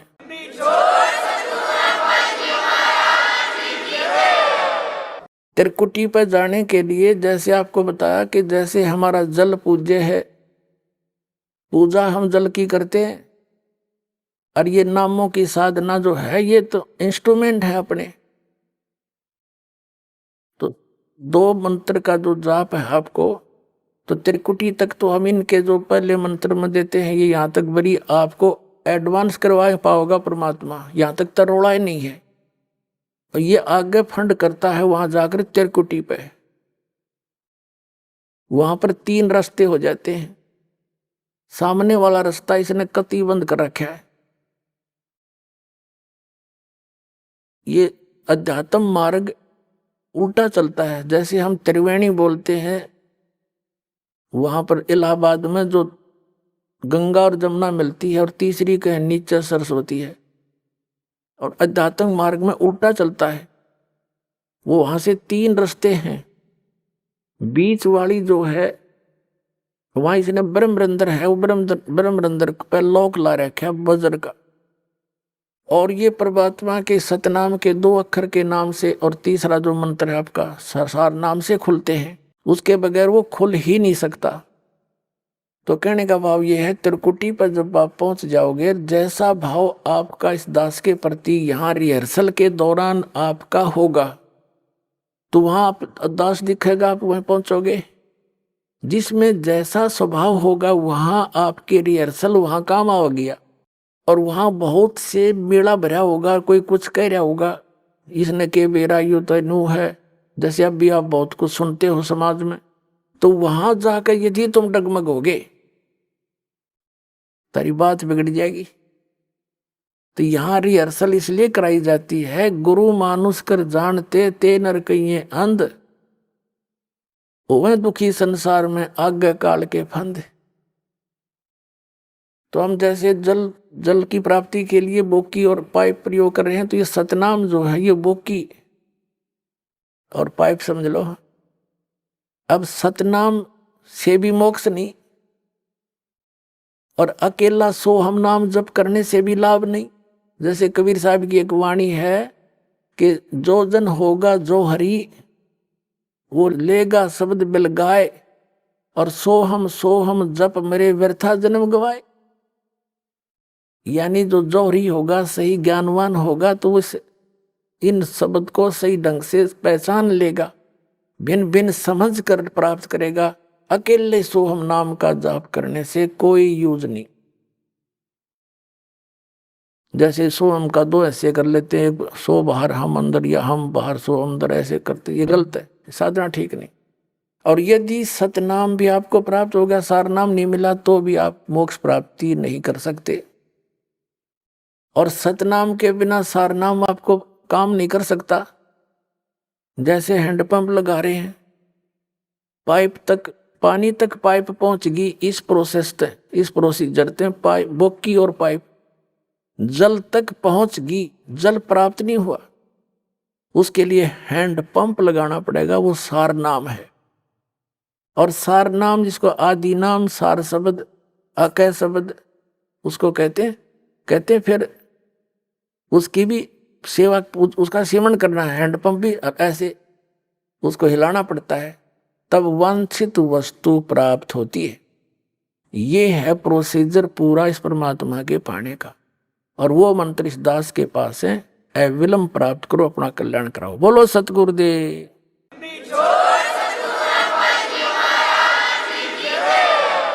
आइए अब हम उन श्रद्धालुओं के अनुभव जानते हैं जो जगत गुरु तत्वदर्शी संत रामपाल जी महाराज जी से दीक्षा प्राप्त कर चुके हैं तथा उनके द्वारा बताए गए भक्ति मार्ग पर चल रहे हैं। नमस्कार जी। नमस्कार सर जी। क्या नाम है जी आपका? मेरा नाम लता कुर्रे है जी। लता जी, आप कहाँ से हैं? मैं जिला सारंगगढ़ बिलाईगढ़ छत्तीसगढ़ से हूँ। संत रामपाल जी महाराज से नाम दीक्षा आपने कब ली? मैंने संत रामपाल जी महाराज से नाम दीक्षा 2018 में 11 नवंबर को ली थी। संत रामपाल जी महाराज से नाम दीक्षा लेने से पहले आप क्या भक्ति साधनाएं करती थी? संत रामपाल जी महाराज के से जुड़ने से पहले मैं सभी देवी देवताओं की भक्ति करती थी। जैसे कि गणेश जी के दिनों में गणेश जी की पूजा करती थी, और दुर्गा के दिनों में दुर्गा की, और शिव जी की भी पूजा करती थी। साईं बाबा की मूर्ति भी रखे थे तो उसको पूज लेती थी, और 16 शुक्रवार का संतोषी माता की व्रत भी करती थी। जब आप इतनी भक्ति साधना कर ही रही थी तो फिर क्या कारण बना कि आप संत रामपाल जी महाराज जी की शरण में आई? संत रामपाल जी महाराज के बारे में मुझे ऐसे पता चला कि मेरे सास ससुर जो मेरे मम्मी पापा हैं वो 2013 से नाम दीक्षा लिए हुए हैं। तो उन्होंने हमेशा जब झारखंड जाते थे तो बताते थे कि संत रामपाल जी महाराज धरती पर आए हुए हैं, उनका ज्ञान सच्चा है, आप सत्संग सुना करो, तब आपके पति जो है वो शराब छोड़ देंगे और आपको भी जो बुखार है वो भी ठीक हो जाएगा। पर मैं नहीं मानती थी, बहुत बोले मेरे को, पर मैं नहीं मानी। फिर मेरे को एक ज्ञान गंगा पुस्तक दी थी उन्होंने, मेरे ससुर जी ने, तो मैंने वो ज्ञान गंगा को पढ़ना शुरू किया। जब शुरू मैं पढ़ती थी तो मेरे को बहुत अटपटा सा लगता था। फिर उसके बाद मैं कुछ दिन तक फिर रात को पढ़ना स्टार्ट किया। फिर पीछे वाले जो पेज पर रहता है ना भक्तों का अनुभव, जो उनके अनुयायी थे संत रामपाल जी महाराज जी के, तो उनमें बहुत सारे लाभ दिए हुए हैं। तो वो मैं पढ़ती थी तो मुझे बहुत अच्छा लगता था कि इतने सारे सभी भक्तों को लाभ दिए हैं तो मुझे भी लाभ मिल सकता है, मेरे बीमारियों से छुटकारा मिल सकता है, मेरे पति भी जो नशा करते हैं वो भी छूट सकता है। तो मैंने संत रामपाल जी महाराज की पुस्तक को, इतने अनुभव को पढ़ी, तब अच्छा लगा तो शुरू से पढ़ना शुरू किया। जब मैंने सृष्टि रचना पढ़ी तो मेरे को पता चला कि इतने देवी देवता की भक्ति करते थे, तब दुख कष्ट गलत साधनाओं की वजह से नहीं ठीक हो रहा था। अब मैं संत रामपाल जी महाराज से नाम दीक्षा लूँगी तभी मैं ठीक हो सकती हूँ। फिर मैंने अपने पति से बोला मैं नाम दीक्षा लेना चाहती हूँ संत रामपाल जी महाराज से, तो उन्होंने मना कर देते थे कि बाद में लेंगे, तो बार बार टाल देते कि बाद में लेंगे, बच्चों की शादी कर लेंगे फिर उसके बाद ले लेंगे। तो मैं बहुत परेशान थी सर, तो मैं रोज़ पढ़ा करती थी, रोज़ रो के बोलती थी कि मैं नाम लूँगी, आप लेना है तो ले, मत लो। पता नहीं परमात्मा की, संत रामपाल जी महाराज की बहुत दया हुई, फिर उन्होंने बोला कि जाओ आप ले लो। फिर मेरी सासू माँ जी थे घर पे, तो वो नामदान केंद्र, जो चांपा नामदान केंद्र, उन्हें लेकर गए। फिर मैं और मेरी बेटी दोनों ने नाम दीक्षा ली संत रामपाल जी महाराज से। आप बहुत ज़्यादा दुखी थी, आपने संत रामपाल जी महाराज के शिष्यों के अनुभव पढ़े और आपको भी यकीन हुआ कि आप भी वहाँ से ठीक हो सकती हैं। तो क्या संत रामपाल जी महाराज से नाम दीक्षा लेने के बाद आप ठीक हुई? हाँ जी सर जी, मैं जब नाम दीक्षा ली संत रामपाल जी महाराज से 2011 नवंबर को 18 में ली, तभी से मुझे लाभ होना शुरू हो गया। उसी दिन से मेरी कमर की हड्डी बढ़ गई थी, रीढ़ की हड्डी, तो इसके चलते मेरे को चलने फिरने में बहुत दिक्कत होती थी। मैं 5 मिनट भी नहीं चल पाती थी, जगह जगह बैठ जाती थी। मेरे कमर से लेकर पैरों तक, पूरे घुटने तक बहुत ज़्यादा दर्द होती थी। जब मैं चलती थी तो लंगड़ा कर चलती थी, ज़्यादा दर्द जब बढ़ जाती थी तब, और बैठ के ही चलती थी। खाना बनाती थी तो भी बैठ के खाना बनाती थी, 5 मिनट बाद फिर बैठना, उसके बाद फिर रोटी बेलना, ऐसे करती थी। बहुत ज़्यादा दिक्कत आती थी सर। तो मैंने अब वी केयर हॉस्पिटल गई, वहाँ गई, रायपुर के वी केयर हॉस्पिटल में जब दिखाई डॉक्टर अर्पित अग्रवाल को, तो उन्होंने बोला कि इसका MRI करवाना पड़ेगा। तो आप करवा लो। फिर मैंने एमआरआई करवाने गई, तो एमआरआई करवाई, तो रिपोर्ट को जब डॉक्टर को दिखाई तो डॉक्टर ने देखा तो बोला कि इसकी रीढ़ की हड्डी बढ़ रही है और इसकी वजह से नस चिपक रही है और पूरे पैर में दर्द इसीलिए है, तो इसका ऑपरेशन करवाना पड़ेगा। तो मैंने सर जी से बोला, डॉक्टर जी से, कि मैं ऑपरेशन नहीं करवा सकती। तो उन्होंने बोला कि क्यों नहीं करवा सकती, अगले महीने आ जाना घर में सलाह लेकर अपने सास ससुर से जो भी। तो मैंने बोला कि सर मैं ऑपरेशन करवा ही नहीं सकती, मेरे को कुछ दवाई देना हो तो ठीक होगा तो दे दो। तो डॉक्टर ने बोला कि इसका कोई इलाज नहीं है, दवाई से नहीं ठीक होता है, ऐसे प्रॉब्लम ना, ऐसी जो समस्या होती है इसका ऑपरेशन ही इलाज है। तो मैं फिर भी डॉक्टर से बोली कि सर मैं ऑपरेशन नहीं करवा सकती, मैं नहीं करवाऊँगी। फिर मैंने अपने रिपोर्ट लिया, फिर कुछ दिन के दवाई लिए, 15 दिन का, उसके बाद आ गई घर। घर में आते ही 5 दिन दवाई खाई, दवाई खाने से मेरे ना नस में और प्रॉब्लम बढ़ती गई, मेरा दर्द कुछ आराम भी नहीं, ज़रा सी भी नहीं, मैं सो भी नहीं पाती थी रात को। जब मैं सोती थी पैर ऐसा सीधा करके नहीं सो पाती थी, मैं ऐसे मोड़ के ही सोया करती थी। कुछ दिन 4 महीने तक बहुत दुख तकलीफ से झेली हुई हूँ। मेरी हालत इतनी ख़राब थी कि मैं 5 मिनट भी खड़े होकर नहीं रह सकती थी, काम करना भी नहीं सकती थी, मैं झाड़ू पोछा भी नहीं कर पाती थी, बहुत ज़्यादा तकलीफ थी। डॉक्टर ने बोल दिया था कि आप काम वाली बाई लगा लो, वरना उससे ज़्यादा और इसके कमर पूरी टूट जाएगी और आपको और ज़्यादा खर्चा बैठ जाएगा। तो मेरे पति भी बोले कि हम ऑपरेशन नहीं करवाएंगे, ठीक है बाद में देखेंगे, ऐसे करके डॉक्टर को बोल के आ गई। फिर उसके बाद घर में आई तो दवाई खाई तो और ज़्यादा बढ़ने लगी, फिर मैं उस दवाई को फेंक दी, मैंने नहीं खाई। 5 दिन बाद मैंने संत रामपाल जी महाराज से अर्जी लगाने प्रार्थना लगवाई कि परमात्मा मेरा जो कमर का जो हड्डी बढ़ गया है और डॉक्टर बोले हैं कि ऑपरेशन करवाना पड़ेगा, ऑपरेशन से ही ठीक होगा, ऐसे करके। तो बोले कि आप ऑपरेशन करवाना चाहती हो नहीं कि नहीं, ऐसे करके। तो मैं बोली मैं ऑपरेशन नहीं करवाना चाहती, परमात्मा की दया से ठीक होना चाहती हूँ, ऐसे करके। फिर परमात्मा का आदेश आया कि बेटा आप भक्ति करते रहो, विश्वास करके करना, ठीक हो जाएगा। फिर जब मैं सोई थी रात को तो दूसरे दिन देखा कि जब सोकर उठी तो मेरा दर्द एकदम ठीक हो गए, मैं 5 मिनट खड़े नहीं हो पाती थी, मैंने दिन भर खड़े खड़े घूम घूम के पूरे घर में काम करी, फिर कुछ नहीं हुआ। फिर आज तक 1 साल हो गए सर, आज तक मैं एकदम स्वस्थ हूँ, मैंने दोबारा रिपोर्ट के लिए मैंने दिखाई भी नहीं। और सर ये मेरा एमआरआई का रिपोर्ट है और इसमें मेरी हड्डी बढ़ चुकी है और बहुत बड़ी बढ़ चुकी थी, इसे डॉक्टर ने बोला था कि ऑपरेशन करवाना पड़ेगा, ऑपरेशन के सिवा कोई इलाज नहीं है, ये भाई इतनी बड़ी हड्डी बढ़ी थी। ये मेरा रिपोर्ट है लता कुर्रे और डॉक्टर अर्पित अग्रवाल रायपुर से मैंने दिखाई थी। अब मैं संत रामपाल जी महाराज की दया से ठीक हो गई हूँ पूरी तरह से, और मैं कितनों घंटों चाहे खड़ा करवा के काम करवा लो, चाहे बैठ के, चाहे कुछ भी काम कर लेती हूँ, और खेती बाड़ी का भी काम कर लेती हूँ बाड़ियों में, और घर का भी झाड़ू पोछा खाना पीना हर। मैं लंबे परिवार से हूँ, मेरे परिवार बहुत ज़्यादा है, मेरे सास ससुर ननद देवर सभी हैं, तो मैं पूरे घर का काम कर लेती हूँ, मुझे कोई तकलीफ नहीं होती, मैं सभी काम कर लेती हूँ। और आप मेरे रिपोर्ट को देखे हैं, ये सही है, संत रामपाल जी महाराज की दया से मैं एकदम स्वस्थ हूँ। मेरे पति बहुत नशा करते थे सर, गुटखा गुड़ाखू और शराब बहुत ज़्यादा पीते थे। वो जब भी पीते थे घर में आते थे, कुछ बात वहाँ सोती थी, मैं भी कुछ बोल जाती थी कि आप नशा छोड़ दो, फिर वो झगड़े करने लग जाते थे, फिर ज़्यादा झगड़ा होने के कारण मारपीट भी, कभी कभी मारपीट भी कर लेते थे और बहुत ज़्यादा हो जाती थी। जब भी दोस्त के साथ मिलते वो नशा करने चले जाते थे, तो बहुत ज़्यादा परेशान थी। जिस दिन से उन्होंने संत रामपाल जी महाराज से नाम दीक्षा लिए हैं 2019 में, तब से उसने आज तक संत रामपाल जी महाराज की दया से दारू की बोतल तो क्या, उसने हाथ तक नहीं लगाई, किसी भी बोतल, किसी के नशे को, गुड़ाखू ना गुटखा ना कुछ भी नहीं। और एक बार मैं ऐसे किचन में खाना बना रही थी, तो किचन का जो गैस चूल्हा होता है वो ना, एक साइड का जो स्विच था वो ख़राब हो चुका था। स्विच ख़राब होने के कारण मैं एक साइड खाना बना रही थी, सब्ज़ी बना रही थी, और उस साइड का स्विच से एकदम आग जो है ना एकदम सर से निकला बाहर।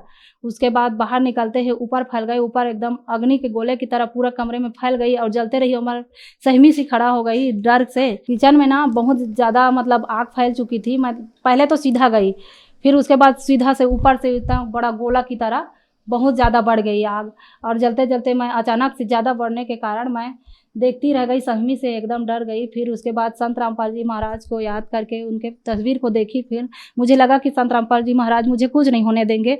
फिर और अगर ऐसे ही छोड़ दिया तो मेरा फ्रिज सामान पूरा जल जाएगा, ब्लास्ट हो जाएगा, तो मैं भी जल जाऊंगी। इसीलिए जाकर घूम के ऐसे ही स्विच को बंद कर दिया, गैस का रेगुलेटर बंद किया, फिर उसके बाद अग्नि धीरे से शांत हो गई। और ये मेरा बहुत बड़ा लाभ है सर। मेरे को आँच तक नहीं लगी, मेरे को पता नहीं चला कि यहाँ कोई अग्नि जल रही इतने ज़्यादा गैस का। और संत रामपाल जी महाराज ने मुझे नाम देते ही ऐसे ही बचाया। जब नाम ली थी तभी मेरे को टाइफाइड था, 5 साल से पहले नाम दी चली थी तभी टाइफाइड था। तब मैं बोली थी कि संत रामपाल जी महाराज मैं इलाज नहीं करवा सकती, मैं बहुत थक गई थी इलाज करवा के 5 सालों में। और जब भी मैं डॉक्टर के पास जाती थी तो आपको बोलते थे बहुत लंबा समय तक इसका दवाई खाना पड़ेगा। मैं परेशान हो चुकी थी, मेरे घर के लोग भी परेशान हो जाते थे कि मैं काम करने में दिक्कत होती थी। तो इसीलिए मैंने नाम दीक्षा लिया था। नाम दीक्षा लेते ही संत रामपाल जी महाराज से मैंने प्रार्थना लगाई। 2-4 दिन बाद जब मेरा टाइफाइड बहुत ज़्यादा बढ़ रही थी तो मैंने संत रामपाल जी महाराज से अर्जी लगाई। उसके बाद परमात्मा बोले कि बेटा भक्ति करो, ठीक हो जाएगा। फिर उस दिन से मैंने आज तक टाइफाइड नहीं हुआ सर। 4.5 साल हो गए आज मेरे को टाइफाइड की बीमारी नहीं है, वो ठीक हो जाए। उसके वजह से मेरे गर्दन में बहुत ज़्यादा दर्द होती थी, गर्दन से लेकर कमर तक पूरे मैं ऐसे झुक नहीं पाती थी, बहुत ज़्यादा दर्द होती थी, असहनीय। तो वो सब संत रामपाल जी महाराज की दया से वो सब ठीक हो गई। संत रामपाल जी महाराज से नाम दीक्षा लेने के बाद आपको बहुत सारे लाभ प्राप्त हुए। तो जो दर्शक आज आपको देख रहे हैं, खास करके महिलाएं, और वो भी परेशान हैं आपकी तरह ही, संत रामपाल जी महाराज से नाम दीक्षा लेना चाहती है, तो उनको क्या करना होगा? संत रामपाल जी महाराज का अनेक चैनल पर सत्संग आते हैं, बहुत से चैनलों पर तो सत्संग चलते रहते हैं। तो मैं विनती करती हूँ उस भाई या बहनों को जिनके घर में जो शराबी हैं, वो ज़रूर करके सत्संग सुने संत रामपाल जी महाराज का, और सत्संग सुने। और जो भी भाई या बहनों बीमार हैं, बहुत बड़े बीमारियों से ग्रस्त हैं, तो वो भी संत रामपाल जी महाराज का सत्संग को लगातार सुनिए। परमात्मा की दया होगी तो आपके घर में भी, मेरे घर में जैसे कला कलेश था, जो नशा करते थे मेरे पति, तो उसने छोड़ दिया नाम दीक्षा लेने के बाद। और मेरा भी टाइफाइड था, वो भी मेरी ठीक हो गई संत रामपाल जी महाराज की दया से। और मेरे रीढ़ की हड्डी बढ़ चुकी थी, उन्होंने, डॉक्टर ने बोला था, रायपुर के डॉक्टर ने, डॉक्टर अर्पित अग्रवाल ने, कि ऑपरेशन होगा, ऑपरेशन के सिवा कोई इलाज नहीं है। तो वो भी ठीक हो गया परमात्मा की दया से, संत रामपाल जी महाराज जी के दया से। उन्होंने बहुत बड़ी दया करी मुझ पर, परमात्मा ने। वैसे ही आप सभी को लाभ होंगे, सत्संग सुनोगे तो ज़रूर ज्ञान होगा, और आप नाम दीक्षा लेकर अभी अपने सभी कष्टों को ठीक कर सकते हैं। जो शराबी हैं वो ज़रूर करके सत्संग सुनिए, उनके घर के महिलाएं सुनेंगे तो नाम दीक्षा लेंगे। जैसे कि मैंने 4 महीने ही नाम दीक्षा लिए हुए थे संत रामपाल जी महाराज से, तो मेरे पति ने 4 महीने के बाद, उन्होंने खुद सत्संग सुनते थे रोज़, और उन्होंने बोला कि मैं भी नाम दीक्षा लूँगा, और उन्होंने नशा छोड़ दी सर। संत रामपाल जी महाराज से नाम दीक्षा कैसे ली जा सकती है? संत रामपाल जी महाराज से नाम दीक्षा ऐसे ली जाती है कि हर एक चैनलों पर संत रामपाल जी महाराज के सत्संग आते हैं। तो सत्संग चलते चलते एक पट्टी आती है, उसमें अनेक नंबर दिए रहते हैं आश्रमों की, तो आप उसमें कांटेक्ट करके अपना नज़दीकी नाम पता बताकर नज़दीकी नाम का केंद्र बता दिया जाएगा, तो आप उसमें नाम दीक्षा ले कर अपना कलवाड़ करवा सकते हैं। धन्यवाद जी। सत साहिब सर जी।